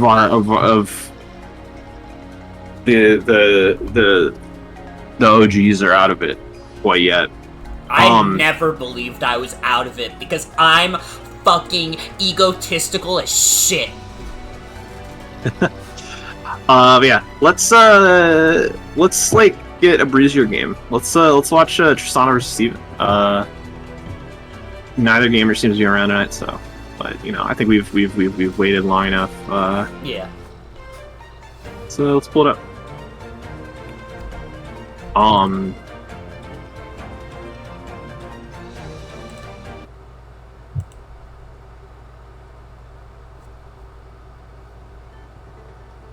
One always I need to turn down like a little more than the others. Alright,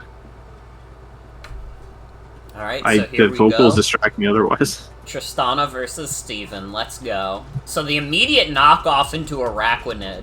Araquanid sets up Sticky Web, though. Hits Araquanid with a taunt, although that's a little late, given Sticky Web is now up. Liquidation on the fucking Bisharp. And Tristana basically... Yeah, kind of just lets Araquanid eat shit. But yeah, but preserves it as a sack because, like, Bisharp can't really do anything here. Yeah. An Arc Grass with Body Press just to goob Bisharp. And Cosmic Power, But Kick Chicken That's has the Swords Dance, but it doesn't have speed boost. This is a dubious. It doesn't have speed boosting boost. for some reason. Not megaing it until now. But Flare Blitz like gets an this. instant kill. Holy shit. I don't know what Tristana's plan there was. Even with the +3 cosmic power, it's just, like, +4 is just too much. So I want to talk about this late mega. Steven, I was informed by way of Hazel that after this match that Steven did not like. Steven was somehow under the impression that Mega Evolution was like Dynamax and it lasted for only 3 turns. So that's why he hasn't been instantly mega. I don't know why. I still don't know why it wasn't Speed Boost 3 Mega ever, but whatever. Yeah, he had a major mechanics misunderstanding. Huge recall there though. And yeah, because of the webs and the speed boost like not kicking in yet. Yeah. It is faster and can just spatial rend and kill it. Yeah, and Blaziken is out for the count, but in comes Hisuian Lilligant. Yeah, if Blaziken had been speed boost there though, this could have been a much different game because that could have been real dangerous. Yeah. But oops. Flamethrower instantly annihilates Lilligant. In comes Reshiram, also gets instantly annihilated.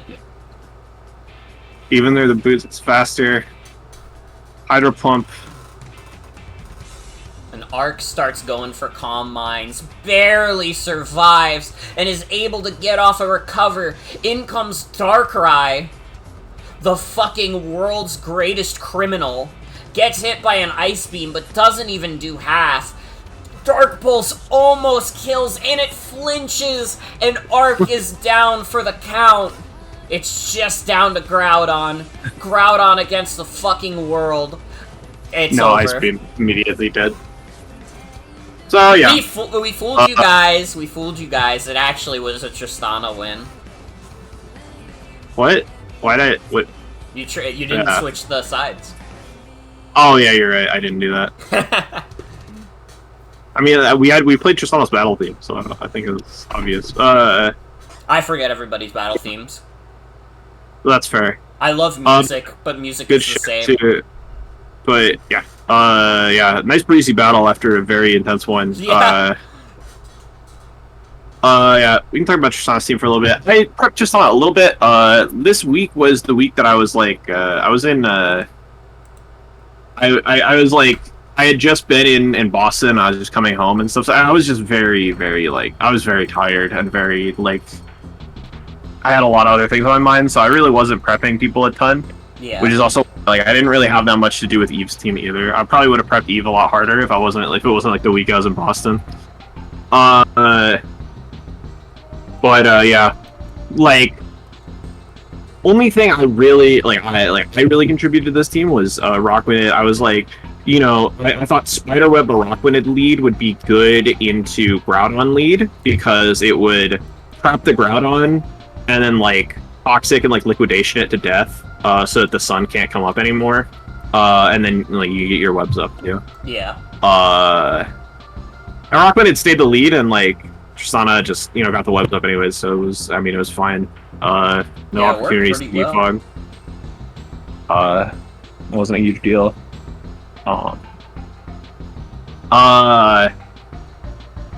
Yeah. Very normal Palkia. Palkia Origin. Very normal. Pretty normal Darkrai, like nasty plot, like great attacks, fast, expert belt. Yeah. Expert belt is like really good. It's like underrated. It's a nice fucking item if you have good coverage. Helmet Tusk again. This has been a pretty common thing for Tristana. I don't think it came out a single time this game. I don't think Metagross did either. We have Ragnar. Metagross is also a pretty normal set, build a bunch like Magnetic Stealth or knockoff. Just like fast, strong. Progonid, it's just like web setter. But like with the other stuff I said about it, and then Arc is a little this funny. Like, body press stored power thing. A little goofy, a little silly. I don't think this was the move. I don't think setting us up in front of Blaziken was the move, definitely, but it was funny. It was funny. I liked it. It's nice to see people dig into Arceus' move pool regardless. I like seeing more ideas with Arceus being exploited. Yeah. I don't know, overall, like, not an especially interesting team. But it did the trick, that's for sure. It did the job. It did its job. And my favorite guy on that team was, yeah. I'm giving it to Palkia because I refuse to hand it to Darkrai. That guy is a criminal. Heinous criminal. I will never hand it to Darkrai. Alright? Alright. Wait. And listen, I know I already, like, you know, I've annoyed people a little bit with the OU talk, but here's the thing. Darkrai made Breloom die. Darkrai took Breloom out back and killed him. And for that, never handed it to him. He hurt my boy. He hurt my boy. Anyways, here's Steven's team. Steven doesn't even know what week it is. It's sad. We got a description. But yeah, Groudon. I'm pretty sure this is literally the exact Groudon set that's come every single week. This is basically the Reshiram set that's come every week. This is the same Lilligant. I think basically the same Lilligant set that's come every week. Bisharp's new. Bisharp was a trade. So, like, shouts out to Bisharp. Oh, Sauzels says she can come on for a bit. Also, I did forget to say Eve's favorite Pokemon. Fuck, I'm sorry. My favorite Mon on your team, Eve, was probably... I mean... Kind of be honest, I'm really biased towards Azumarill. It wasn't, like, the most useful, but I mean, it did get that Lando kill at the start. I don't know. It would have been the most useful if things had gone a little different. Yeah. Hi, Hazel. I love Azumarill, though, and that's why I'm saying Azumarill. So, do you have any real input on this? Like, I have a message direct from Steven that reads as follows. I tried. Awesome. He tried. I mean, honestly, if he had known how megas worked, that was a win. Or if Blaziken was speed boost. Or if yeah. So I think I like told him near the beginning, like when we were first discussing like what he's drafting. I think I gave him to be like, oh yeah, Blaziken probably should usually be Blaze just in case that you like need that damage boost before Mega and stuff, like not knowing that he was thinking the whole time that Mega was 3 turns. Yeah. So that's probably why that's been Blaze the whole time. Yeah. That just occurred to me just before I went on here. Yeah. But yeah, I mean, it Blaze is, I think, more appropriate when you don't have when you like actually speed boost on the first turn. Yeah.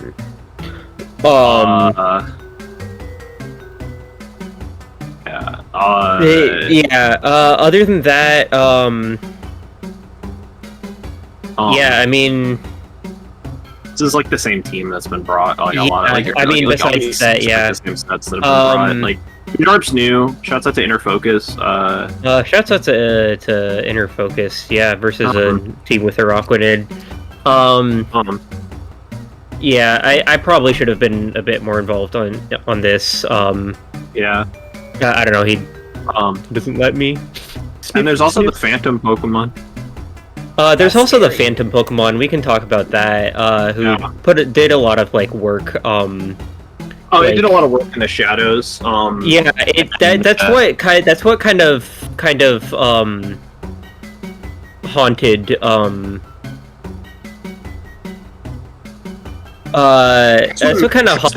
Tristana and made her click Cosmic Power in front of Blaziken. Yeah. Definitely. Yeah, and Bisharp has no Eviolite. I mean, that's okay. It's just yeah, like, I mean, it's fine. weird. It could be because that Steven doesn't know that King Gambit exists, but it could also just be a decision to because B-Sharp doesn't have any recovery. Yeah. So yeah, like leftovers is kind of real. I don't think Eviolite is a 1,000% given, but yeah. Yeah.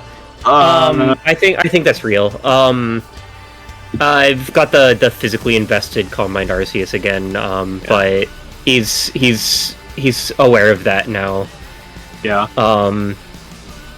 Yeah, and at least this is not as yeah. What the Reshiram, yeah. I didn't notice that this was this again, yeah, this was fucking physical. Yeah. Yeah. Let's what's your favorite guy, Morgan? And you can say the Phantom Pokemon, but like note that it could cause fucked up things to happen in the world, and it could cause incidents. Listen, here's the thing. I'm more scared of what's gonna happen if I don't pick it. Because, like, listen, I just received a text from a number I've never seen in my life saying, you better pick that Phantom Pokemon as your favorite, otherwise bad things are gonna happen. And quite frankly, I care too much about the safety of me and my family to not pick it. Okay, well, I guess the Phantom Pokemon fucking wins again. But, yeah. Just kidding. I lied. My favorite Pokemon was Blaziken, and I'll never be afraid of that stupid fucking Phantom. You come near my house, King Gambit will beat the shit out of you. Alright? King Gambit's the homie. You think if King Gambit can handle Iron Boulder, King Gambit can handle you. Don't even try and step up in my domain. You're probably a ghost type. You're probably weak to Sucker Punch. Exactly.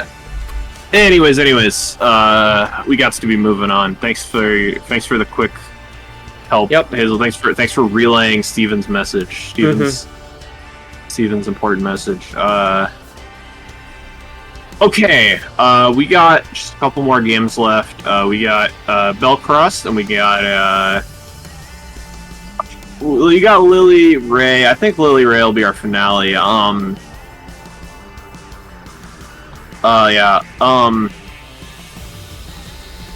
But let's boot this up. We've got this is an interesting battle.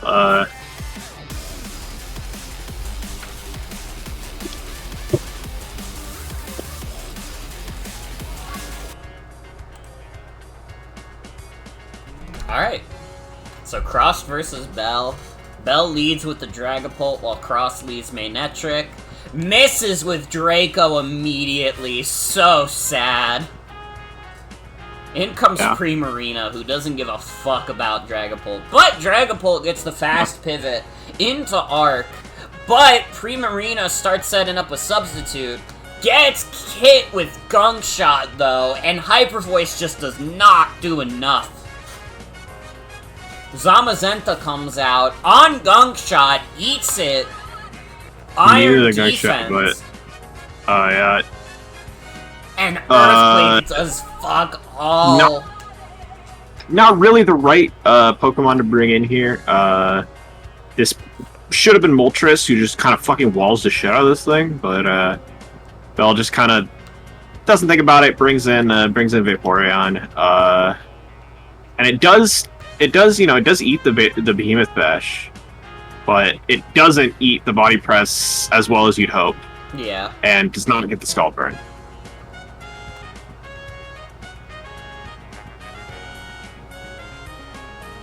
Vaporeon leads into Moltres, eats Body Press easily. Ursaluna Blood Moon comes out. The Phantom. Here's unfortunately, here's Bell just like letting Moltres. Oh wait, no, it's not quite yet. Sorry. Okay, here's Bell just letting Moltres die for no reason.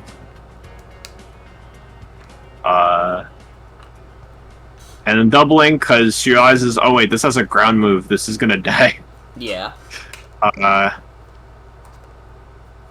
And then Ursaluna with the Z fake tears is crazy.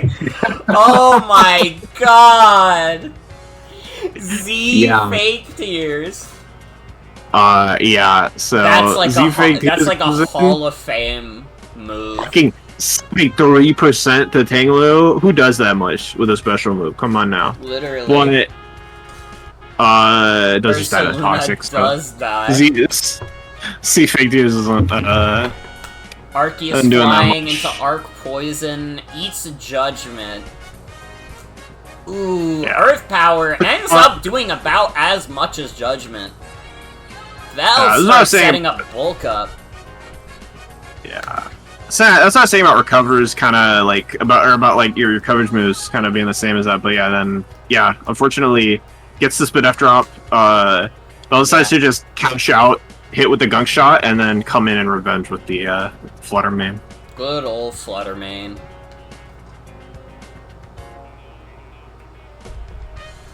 Tinglu comes out on Mainetric with Mud Slap! Oh my god. Holy shit. Gouging Fire comes out with Air Balloon.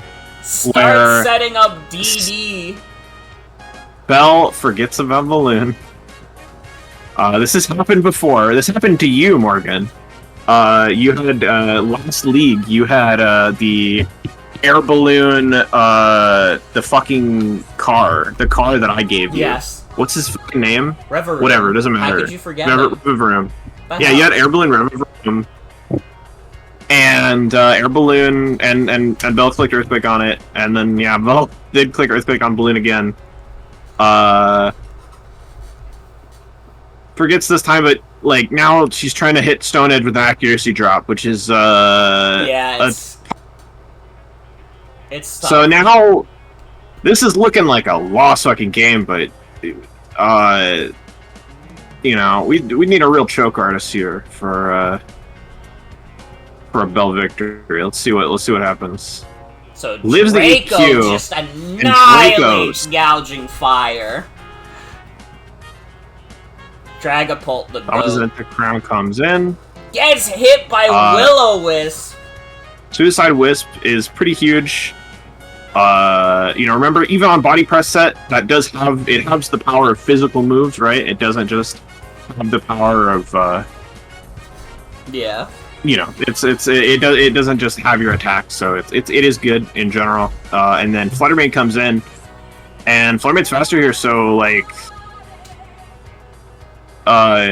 something interesting is about to happen. One Moon Blast, 2 Moon Blast, 3. Can we get 3 Moon Blast? Speed tie, 3 Moon Blast. Yeah. So yeah, Bell just kind of, you have to respect Fluttermane. Fluttermane just kind of cleans it the fuck up. Yeah, so like, I mean, you know, that was a, you know, pretty good game from Bell. There were, like, a lot of flubs, but it did end up in just the right scenario that Fluttermane could just clean the fuck up. You gotta respect Fluttermane. It's so strong and fast. It was a speed tie to win. It was Manectric speed tie. Basically, Manectric had to win speed tie and then Mud Slap and then, like, pray that I could, like, beat Fluttermane with a bunch of misses. Which is a pretty rough situation. But, it lost the speed tie, so we didn't even get to see that situation unfold. But yeah.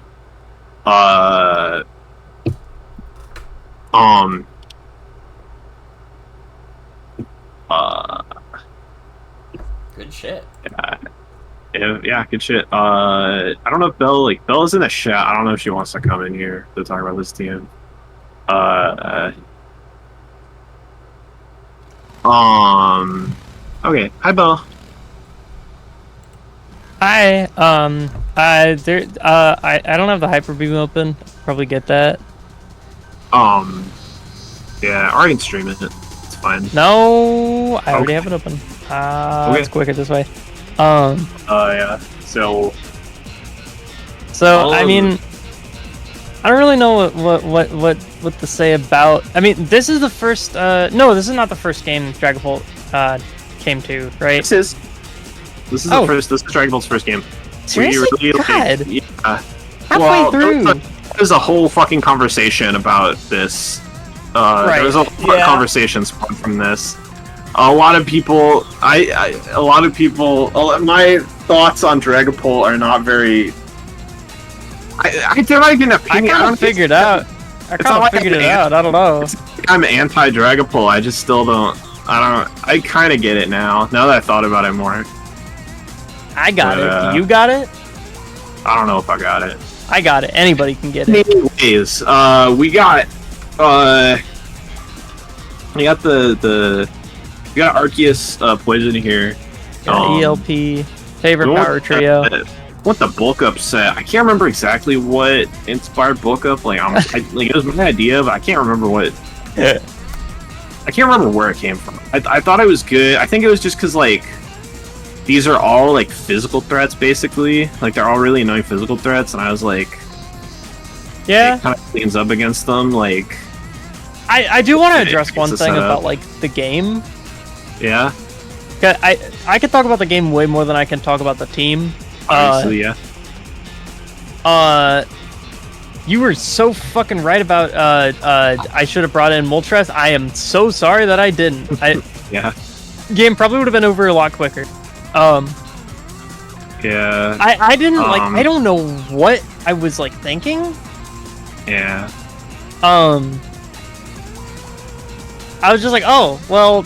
What's resistant to steel? Oh, water. Duh. Yeah. Doi. Didn't consider the fact that that Moltres is just like way harder of a wall against that guy. Yeah. But you know, Vaporeon still did, you know. It did a little bit. It did a little bit of stuff. Didn't do enough, but you know, it's fine. Yeah, the problem is that you sent in Vaporeon against. Like, because Vaporeon was designed to beat Blood Moon. Oh yeah. And Moltres was designed to beat. I literally wrote that down. Why didn't I? Moltres was designed to be Sienna, like. I'm so sorry.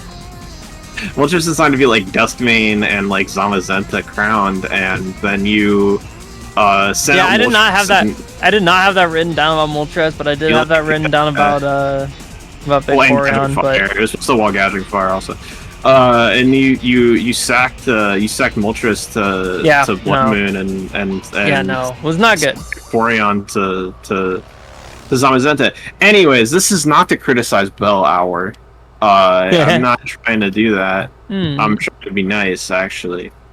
But but I gotta talk about the team too. But out your. For the record, I don't think it was actually a speed tie to win. I would have won regardless. No, you would no. It was kind of speed tie to win. It was speed tie to guaranteed win, because if you click Mudslap and gotten an accuracy drop on you, then on speed tie, and then like you just got two misses, then like then that's pretty bad. Yeah, but that didn't happen. Yeah, it didn't happen, but that was a potential outcome. Anyways, hi. Yeah, I'm gonna go through the Pokemon. If there's situations with the Pokemon that occurred that you think of that happened in the game, we'll talk about them, and then we can review it then. But I talk about like Arceus. I love Gungshot, Arc Poison. It's fun. Yeah. Physical Arc is like it's so hard. Funny. Yeah, Bulk Up I thought was a fun idea, but it didn't really work out that much. Yeah. But it was okay. If it had been like positioned a little better, it probably would have been fine. But I mean, it's still like basically removed the opposing arc, so you know, it worked out. It got the gunk shot and then Flare Mane revenged it. It worked out. Vaporeon was basically meant to like take like Blood Moon's like a champ, and like protect on like Blood Moon turns, and then like.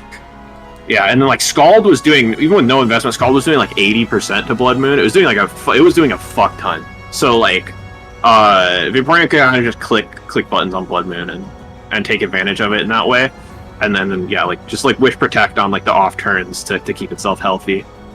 Blood Moon was in general a pretty big like threat to this team, so to Bell's roster, because of Bell kind of having a ghost-oriented roster. Bell has a lot of really strong ghosts. It's kind of a ghost spam thing. So removing the thing that can click normal moves on ghosts is good. True. But it didn't quite work out that way. But Blood Moon did die eventually. It did die. I did kill it. Yeah, Moltres is.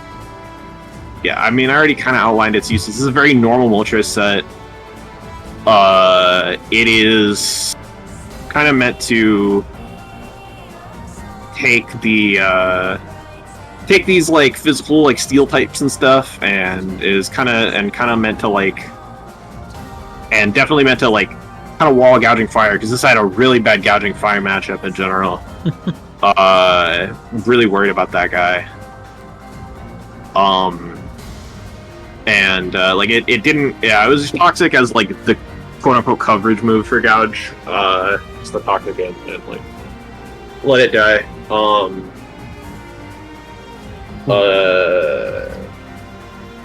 It's lucky that Holt was able to kill with that Draco, because it could have been bad otherwise. I always believed in Dragapult. Speaking of Dragapult, Draco, Hex, U-turn, Wisp. Wisp Hex set, there's a bit of other status spread here with the Scald and with the Toxic on Moltres and Flame Body Burns, and then the Wisp here. A lot of really burn weak things with Zama C and like fucking like Necrozma Duskbane and like actually there aren't that many other burn weak things, but those are pretty burn weak. So don't be mean to me. Okie dokie doesn't like being burned, I guess, but it's whatever. But in general, like burning Zama and Necrozma felt important, so wanted to like be able to do that if it seemed important in a situation where it was important. Dragapult kind of pivoted on a lot of things well, and like it's just speed isn't really useful here. It's good here. It just made sense here. Due to circumstances. Comes in a lot of moves just by being a fucking ghost type. That's good. Yeah. Tinglu. Normal Tinglu moveset. Kind of weird Tinglu set. This is 88 attack adamant. We're basically thinking that like they're I wish I could pull up like another like thing with the actual like visualization of the type chart, but like Cross has 8 ground weaknesses. Like Cross has a lot of ground weaknesses, so we thought like an Earthquake clicker with like some offensive investment would be like really nice to have. So like Earthquaking on the fucking Earthquaking all over that shit would have been good. Tinglu, I can't remember what happened to him. He just kind of, he just like came in on Blood Moon and unfortunately got fake tears done, and didn't really have that much else to do for the rest of the game because he took so much damage immediately, which just doesn't normally happen to Tinglu. Other than that, he's like bulky, like spit death, like attack, whatever. And the Flare main is exceedingly normal. Had to go 2-2 timid for the speed tie against Manectric. Shadow Ball, Thunderbolt, Shadow Ball, Moonblast, Thunderbolt, Psyshock. Psyshock is kind of a random fourth move. It's just kind of like, well, it might be useful, and there isn't really a better option here. So, yeah. But, I mean, obviously Flare main did its job. Do you have any, like, final thoughts, Bill? I love Fluttermane. It's Yeah. I didn't get it at first, and now I get it, and oh my god, oh my god, It presses the buttons good, and nothing can switch into it ever. it's so fucking scary. It's the scariest mon of all time. Pretty much. And it's a little ugly, man. Yo, Sphere guy Morgan. So like, honestly, I'm a little conflicted, because obviously, like, I think the obvious one for a lot of people is Fluttermane, and Fluttermane cleaned up that game so well. So well. Yeah. But my heart is, like, set on Dragapult. Because, Dragapult did live a huge +1 earthquake. It lived it that. Saved it saved the game. Like, Dragapult saved the fucking game. And, like, it is important context for everybody watching. We had, like, a huge discussion in, like, Chimp Dinner Live where, like, Sienna, like, was kind of like, I don't really understand Dragapult. And I, like, the whole time, like, I was a Dragapult defender, because I always believed in this dude. There is a reason that this dude is, like, OU as fuck. Like, I don't know, this guy's good. I like Dragapult a lot.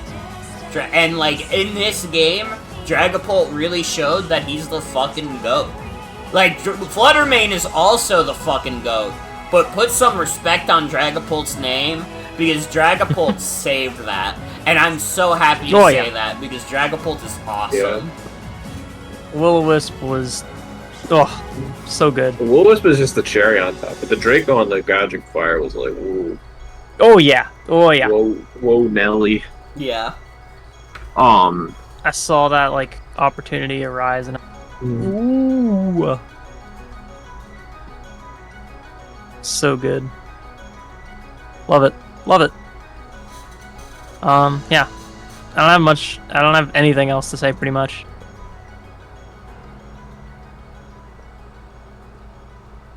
Oh, alright. Good shit. Thanks for your time. Yay.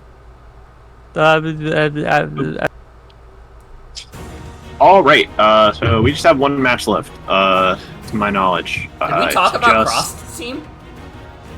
Oh, wait, no, yeah, we have to talk about Xrossed Team. Yes, sorry. Oops. I was about to say. See? Let's go over this really quick. Fucking, a lot of 252s here, so let's, we're talking about the moves. Mud Slap is crazy, but Mega Manectric, like, Manectric doesn't learn that many moves, so it's actually kind of fair. Yeah. The fact that it had a chance to be, like, the fact that it, like, was already, like, pretty large in terms of, like, giving Gouging Fire such a huge opportunity, and then the fact that, like, that was, like, the end game, the potential end game winner, was, like, crazy. Like, Mud Slap got way more mileage than it had any right to be honest. Yeah. Otherwise, these are the Manectric moves. Zonocron, pretty normal Iron Press set. Max speed, like, yeah. Not that much to say about it. Pretty normal.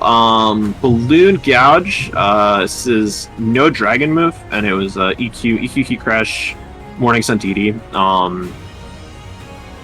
If it had clicked, like, honestly, I wonder if Heat Crash could have killed Dragapult there. I wonder if it would have done more than EQ. I'm not really sure, but yeah, I mean, like, yeah, it was Adamant, which is kind of interesting. But I don't know the speed tiers off the top of my head to know what it was beating out with, what it was still beating out, and like what thresholds it was hitting with Adamant. But I guess if you can go Adamant, if you see an opportunity to go Adamant, you might as well. You know, Morning Sun is kind of a bulky set, but you know, it's like not really. It's mostly like the offensive DD Gouge, because I mean the fucking like full bulky Gouge, like the breaking swipe Gouge, that kind of fell off. That's kind of a flop. Yeah. Yeah.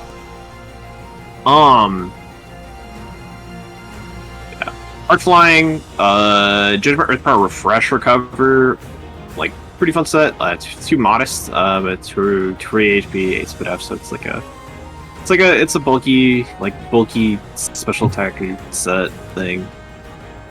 Pretty cool. Refresh is interesting here. I really do like Refresh Arc.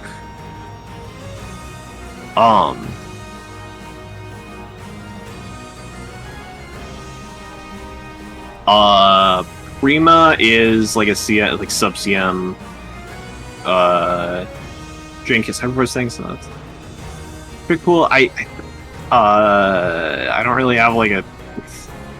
I don't really know what to say about it. I don't. It's just sub CM Prima. I feel like it's been brought quite a few times. But then here's the fucking crazy guy. Here's this fucker. Here's fucking here's fucking Darkinium Z Fake Tears Ursaluna Bloodmoon. What the fuck? Who does that? It was fucking awesome. Who does that? It is cool, and it would have like smashed through some of its checks. Like it would have smashed through Vaporeon. Like genuinely awesome. I'm a fan. Like I actually genuinely like the set.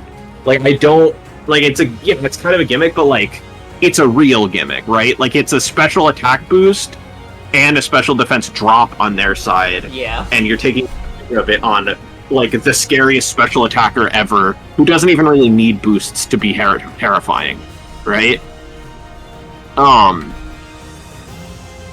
Yeah, overall, solid team. Solid team. Fuck yeah. Yeah. Alright, so...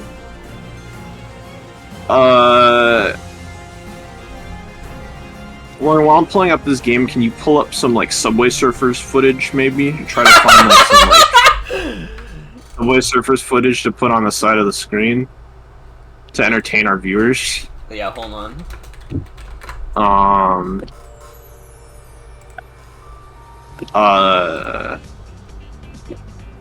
So this is, Yeah, this was what I considered the, most boring... Oh shit, favorite guy on cross team, it's the Luna, right? Yes. Yeah, okay. Alright, done. Yeah. Yeah. Yeah, this is a match that, so, for context, the night before this, game, Morgan played a 1,000 turn ADV game against a, like, sand attack trap team that tried to trap with arena trap and then just switch stall with like a million accuracy drops. And Morgan said that was like more engaging, more fun, more engaging than watching this game. So you have to keep in mind that the real time of this match was an hour and a half. That is important context. This is an hour and a half real time. Like this is less turns than Eve Faye, but it is fucking crazy real time. So let's just get it going. American Bluey? I do like these names quite a lot. I like Transform Sand a lot too. Starts pretty normal though. It hasn't gotten fucked up yet.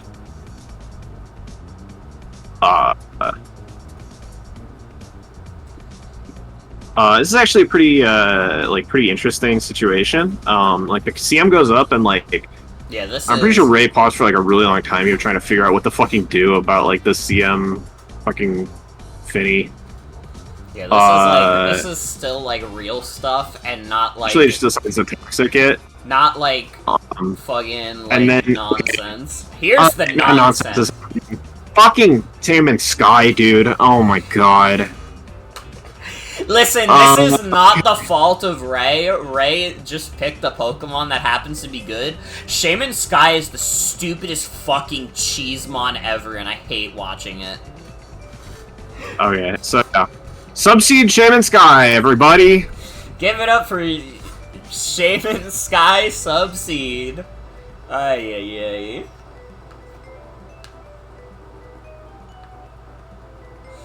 And it's just gonna keep doing this. So yeah, this happens for a while.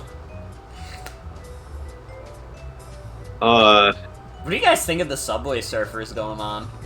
I think it's pretty interesting. He's like gay now. I got like but he's not gay anymore. He's on a skateboard now. Oh, God. Lily obtained information. No earth power on the shaman. That is interesting. And this Honeclaw's Giratina kind of fucking eats shit. But it does okay, well, it doesn't eat that much shit because it actually lives. But it gets walled by Snorlax here, so we're actually back to kind of an interesting situation. Snorlax comes in and it starts cursing up. Starts cursing a storm here. And Snorlax, like Lily just takes the +1, it stays in. But Shaman Sky's here now, and it's fucking leech seeding. But 50 fucking %. 56%. Lily leaves. Shaman Sky puts up a substitute. Ah, here we go again.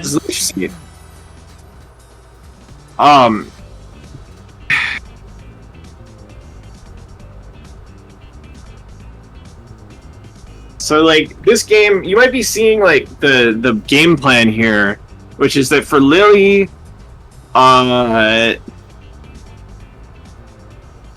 okay, so Lily does this, and this doesn't make any sense. If this had Bug Buzz, this could have been something, but there's no Bug Buzz on this Volcarona. And so Lily just has to kind of leave in shame. I don't know what the Quiver Dance idea was about, really. I don't know. Comes on that. Takes the Seed Flare, recovers. Air Slash, flinch.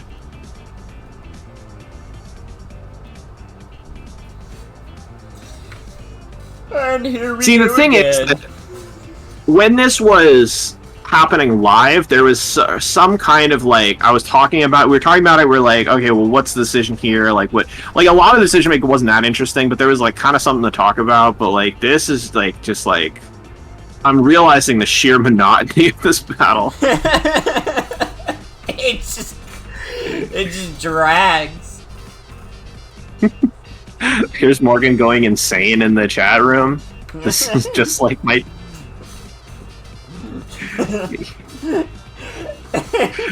yummy cheats. This crit Seed Flare is huge and might have been the main, like, one of the biggest things that lost Lily the game. The Snorlax was definitely supposed to live Seed Flare there, and it didn't. And it could have gotten an opportunity to rest later if it hadn't died to that Seed Flare crit. And it could have taken a lot more stuff, and it could have stalled a lot more PP. Because really, this entire fucking game plan is this Shaman's PP needs to go away. Like, the Lily's entire game plan here, the only thing, she has nothing that's faster than Shaman. Even the only thing that's on her roster that's faster than Shaman is Deoxys speed. So, like, which just can't 1v1 Shaman Sky. Like, Lily just needs to try to switch stall this, basically. And, like, Kartana, even though it's immune to Leech Seed, it will die to a fucking... It will absolutely die to an Air Slash. It might die to a Seed Flare, to be honest. Sienna is being toxic.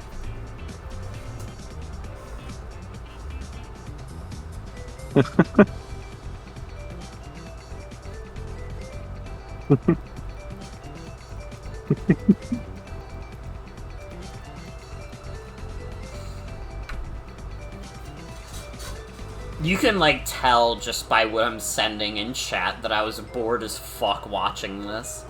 Just saying absolute fucking nonsense. Oh, use a bunch of Air Slash flinches. Is it gonna die? No, it's a Seed Flare miss, and then it die. Use water. Hey, it's finally a different Pokemon on the screen. Is something gonna happen here, maybe, or not?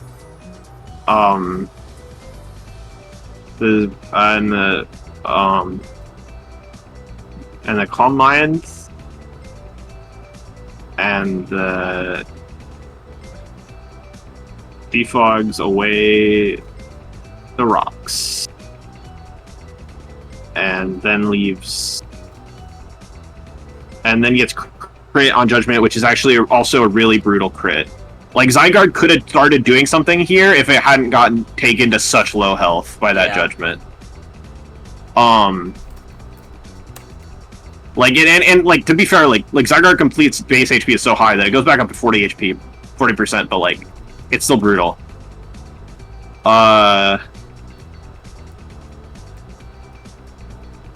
Yeah.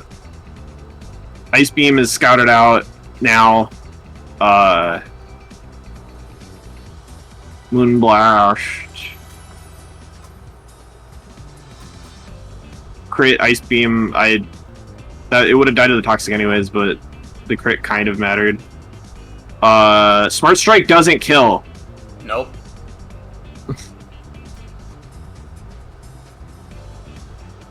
And now we're back to this. Well, we're not actually that back to this, but it's dead. Just, yeah. Thank it's finally God. Yay.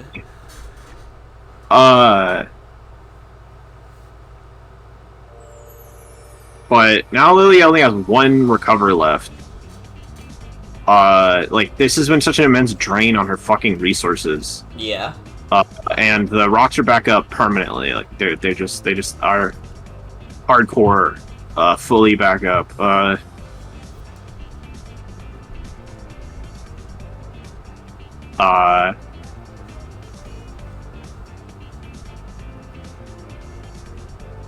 And this is just a tricky situation for Lilly. Lilly goes for Volcarona here, but it is slower than the Arc Water.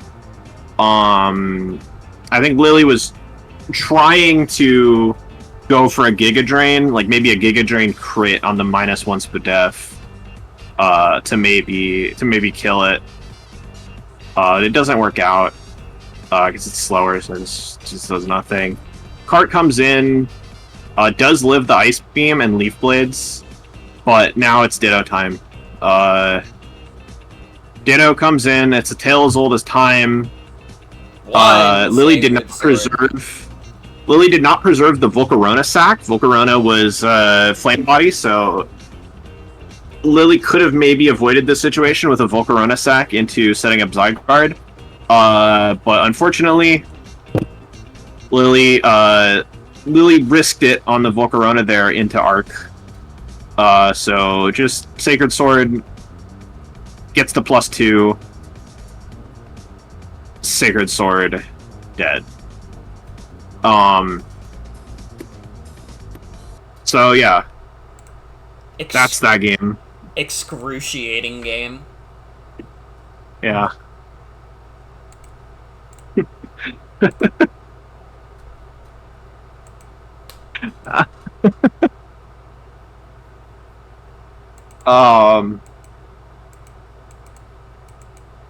Yeah. So let's talk about the teams, I guess. Like, go through Ray's, like, I guess, for something like Lilly team choose this one. I guess Ray was having trouble with picking the Ray team at some point. Okay, so yeah, and I do have notes from Ray here, so let me pull them up. Ray just finished moving into his dorms at school, so he cannot be here today because he's too tired. So yeah, the first thing on this this is a Google Doc actually, it's not just a Discord message. The first thing on this says, very, like title case, like title formatting, giant text. I am innoent, do not hate! So, according to him, he's innoent, so, you know, it's up to you if you believe that. Okay. Alright, so, on each Pokemon. Our water, 96 Timid, outspeeds max speed Volcarona. Spadef, because I figured physical threats from Lilly like Kartana could be pacified by Arcanine. Giratina Origin, Hone Claws because it could theoretically set up on Earth Power Steel. Stone Edge was mainly for Volk because it didn't really do much to Mana Buzz even at +1, and then it would be at Foul Played really badly. 200 Jolly outspeeds uninvested base Zygarde, I think, and probably a lot of Finny and Volk sets. Not really a good set, TPH. Yeah, it didn't do a whole lot. Shaman Sky. Main idea behind Subseed is that it can exploit speed gap between Arceus and Deoxys, and Lily's only grass type is Cart, which I didn't expect to see because of Ditto. No Earth Power because I figured Air Slash was more important for flinching and for the Volt Cart matchup. Why has nobody brought Covert Cloak against me yet? Yeah. So one of us should have gotten on that at some point. I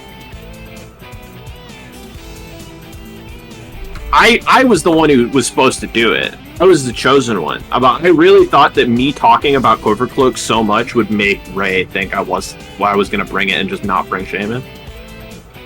But that assumption was my end.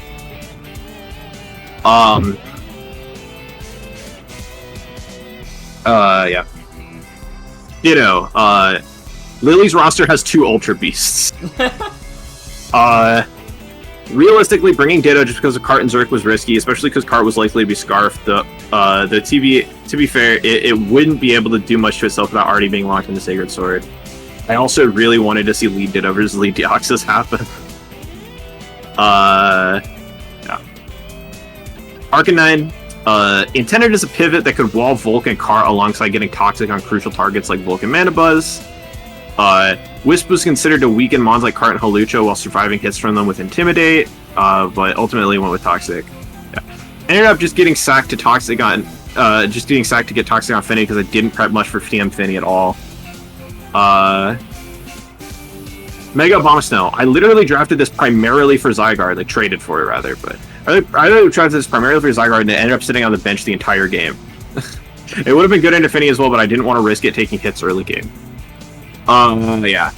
Like, yeah. We talk about, like, some of the specifics of the sets. I do think this is a pretty cool, Abomasnow set. Like, it's, like, mixed attacker, Blizzard, Ice Shard, Leaf Storm, Earth Power. I assume the, like, attack with plus Ice Shard was for something, but I just don't know what. I wasn't there. Kindergarten Cop Memes is just a good fucking name, too. Yeah. Overall, a pretty good team. Yeah. What's your favorite guy on this? I know it's not Shaman. I mean, maybe it is Shaman. I don't know, but I don't. No, I kind of need Shaman to die. I think principally you just can't do it. Listen, I literally said this to Sienna. Next time, if we ever do, like, another, like, Ubers-type draft league, Shaman Sky needs to be banned for cringe. Because, like, listen, it's not Ray's fault for drafting Shaman Sky. You know, he saw what was on the table, it looked pretty good, so he took it. It's not his fault that Shaman Sky is a stupid cheesemon.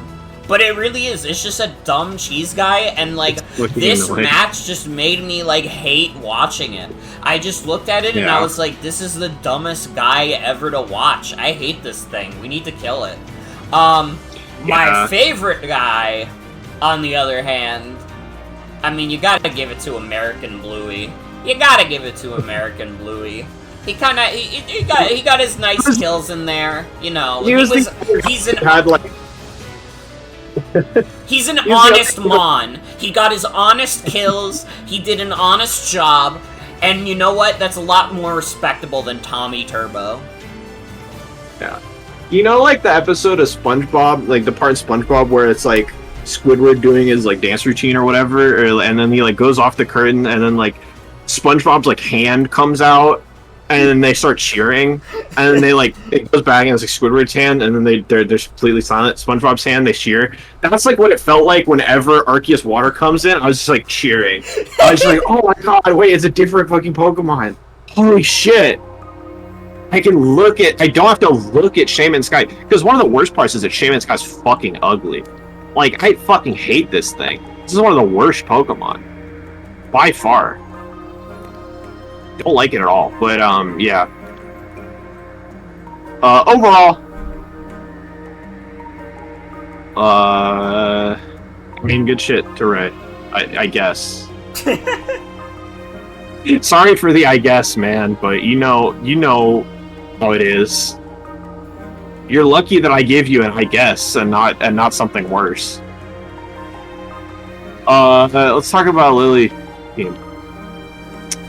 Me and Lilly built this. We built this in like just about like 2 hours, something like that total. We had like not that much time to build this. Lilly had just been on a long trip visiting her boyfriend in Canada, and Lilly did not have time to build for most of the week, so it's kind of me throwing things at the wall and just like not fully thinking through a lot of the sets. Like there would have been an answer to subseed fucking Shaman if I had more time to think about it, but I really just didn't have time to think about it. Yeah, Zygarde was, I don't know, this was like the set Lilly wanted. I think there was some specific bullshit with like the EVs here, but I can't remember it right now, and I don't really want to pull up the DMs. Right.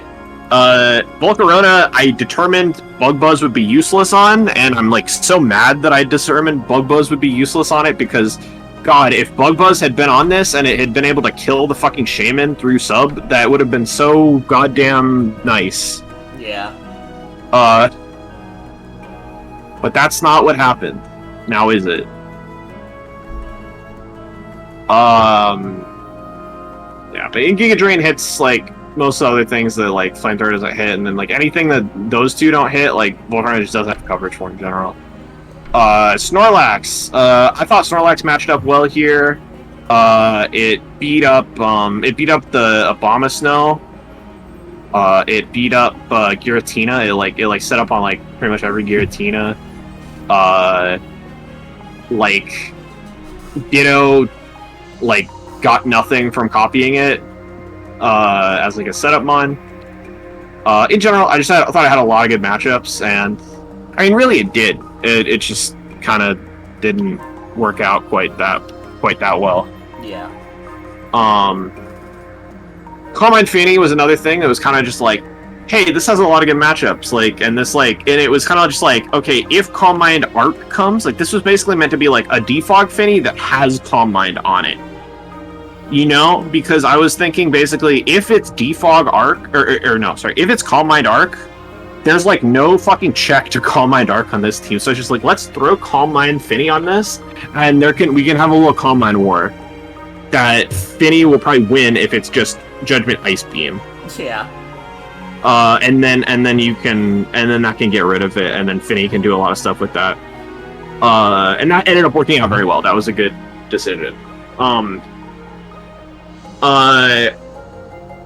Cart. This probably should have been Scarf. We were talking about if it was banned or if it should be banned or Scarf. We made it banned. I was comfortable bringing Kartana because I just honestly, like, for some reason in my brain, like, because Ditto is bad against Zygarde, because like Ditto's bad against Zygarde because A, Zygarde is behind a substitute like half the fucking time, and B, it copies everything but HP, and that's the good thing about Zygarde Complete. Yeah. Is that it's 216 base HP, so Zygarde Complete with 48 base HP isn't that helpful? But yeah, like, that was kind of not like, that wasn't like super smart thinking for me. Like, that wasn't like I should have thought about it more, but like I just didn't have that much time. Like, right. And in my brain I was just like, well, Kartana beats a bunch of things, and I feel like Ditto's not coming that much. It's another case of like, if I had more time to think about this, I probably wouldn't have made that decision, or like we probably wouldn't have made that decision rather. But I was just kind of like, hey, Kartana sounds pretty good here, and Lily was like, yeah, you're probably right. we didn't think that hard about it. This is a pretty normal Arceus. I had some benchmarks for the EVs. I believe like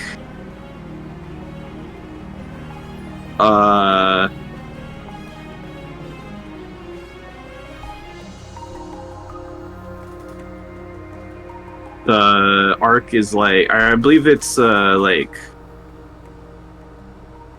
it's dodges close combat 2-hit KO from Zerara. 3 Earth Powers bring Arc Water to 50% to force a recover and potentially bring something in on the recover. And then there's some Fizz Def there, mostly Spit Def. Yeah, but then yeah. And then I had checked the Zygarde EVs too. I want to see if maybe if I wrote them down. Zygarde. Okay, Zygarde is 76-bit def, so that it's a 50% chance for uninvested judgment to break Zygarde's substitute. If it's like if there's in the off chance there's no Ice Beam, and it stops like Giratina Shadow Ball and stuff from breaking sub. 24 speed was for Zeraora. Like 24 speed was to outspeed Zeraora once Zygarde's at +2 from Dragon Dances.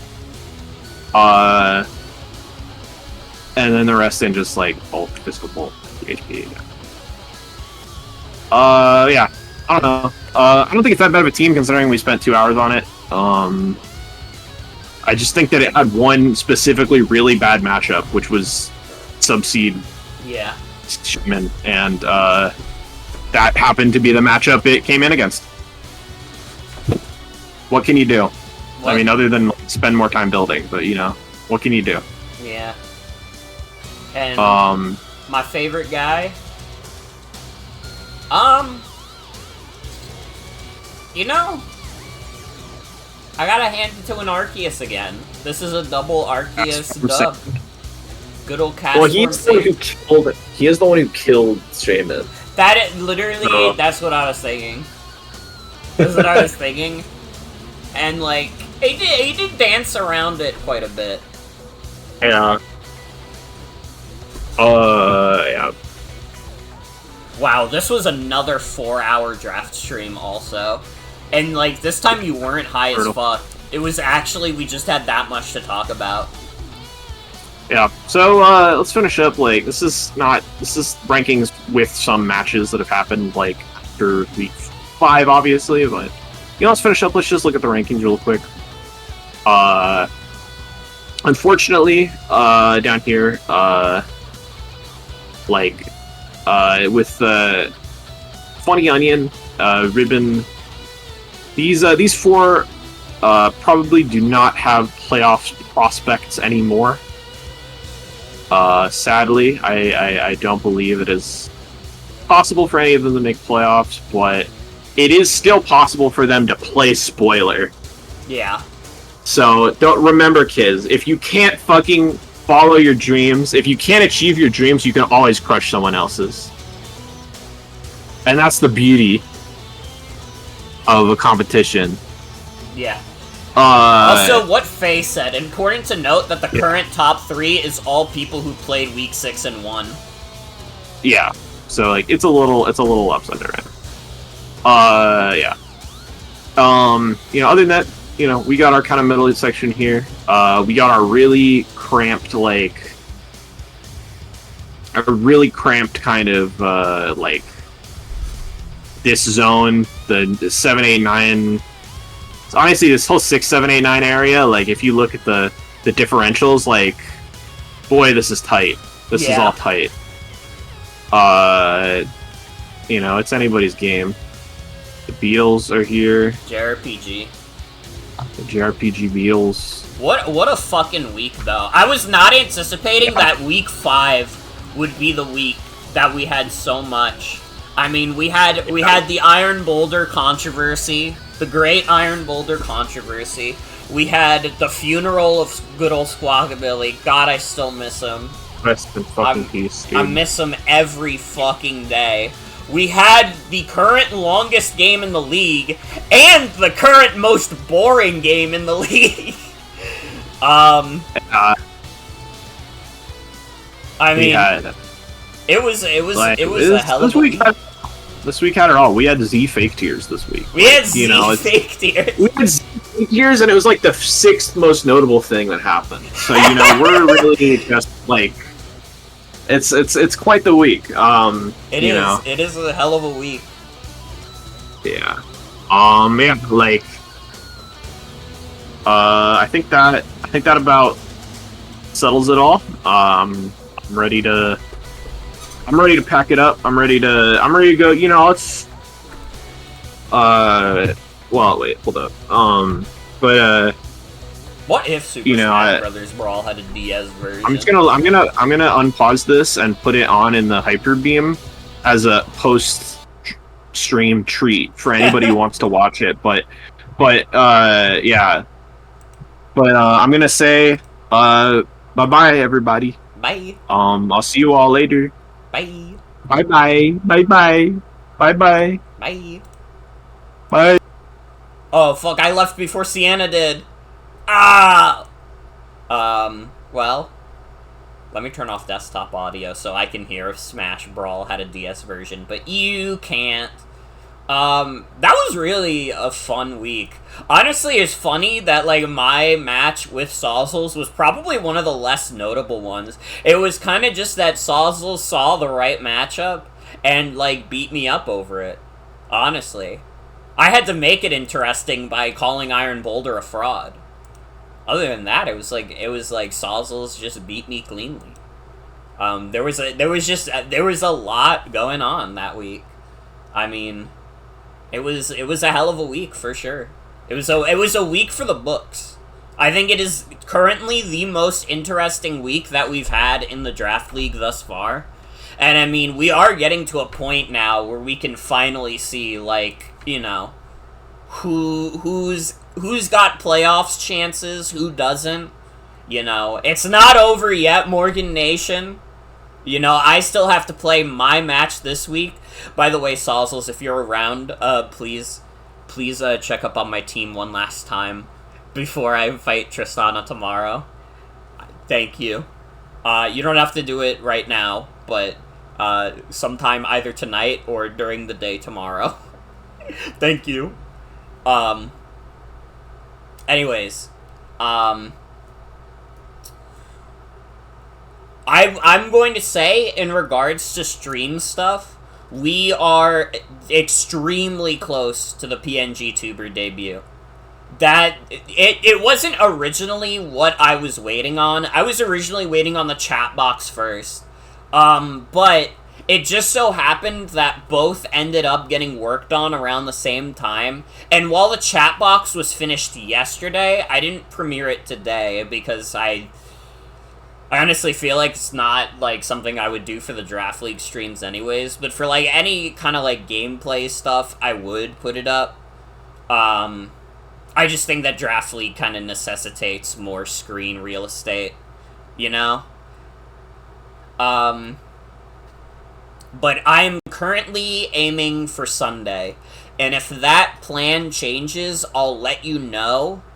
But the current plan is to debut the PNG Tuber on Sunday. So I hope you will look forward to that. That's going to be it for tonight's stream. I want to thank you all for coming. Hope you have a good night and take care. I'll see you all again real soon. And this time it won't be until the next Draft League stream. Have a good night, everybody. Take care.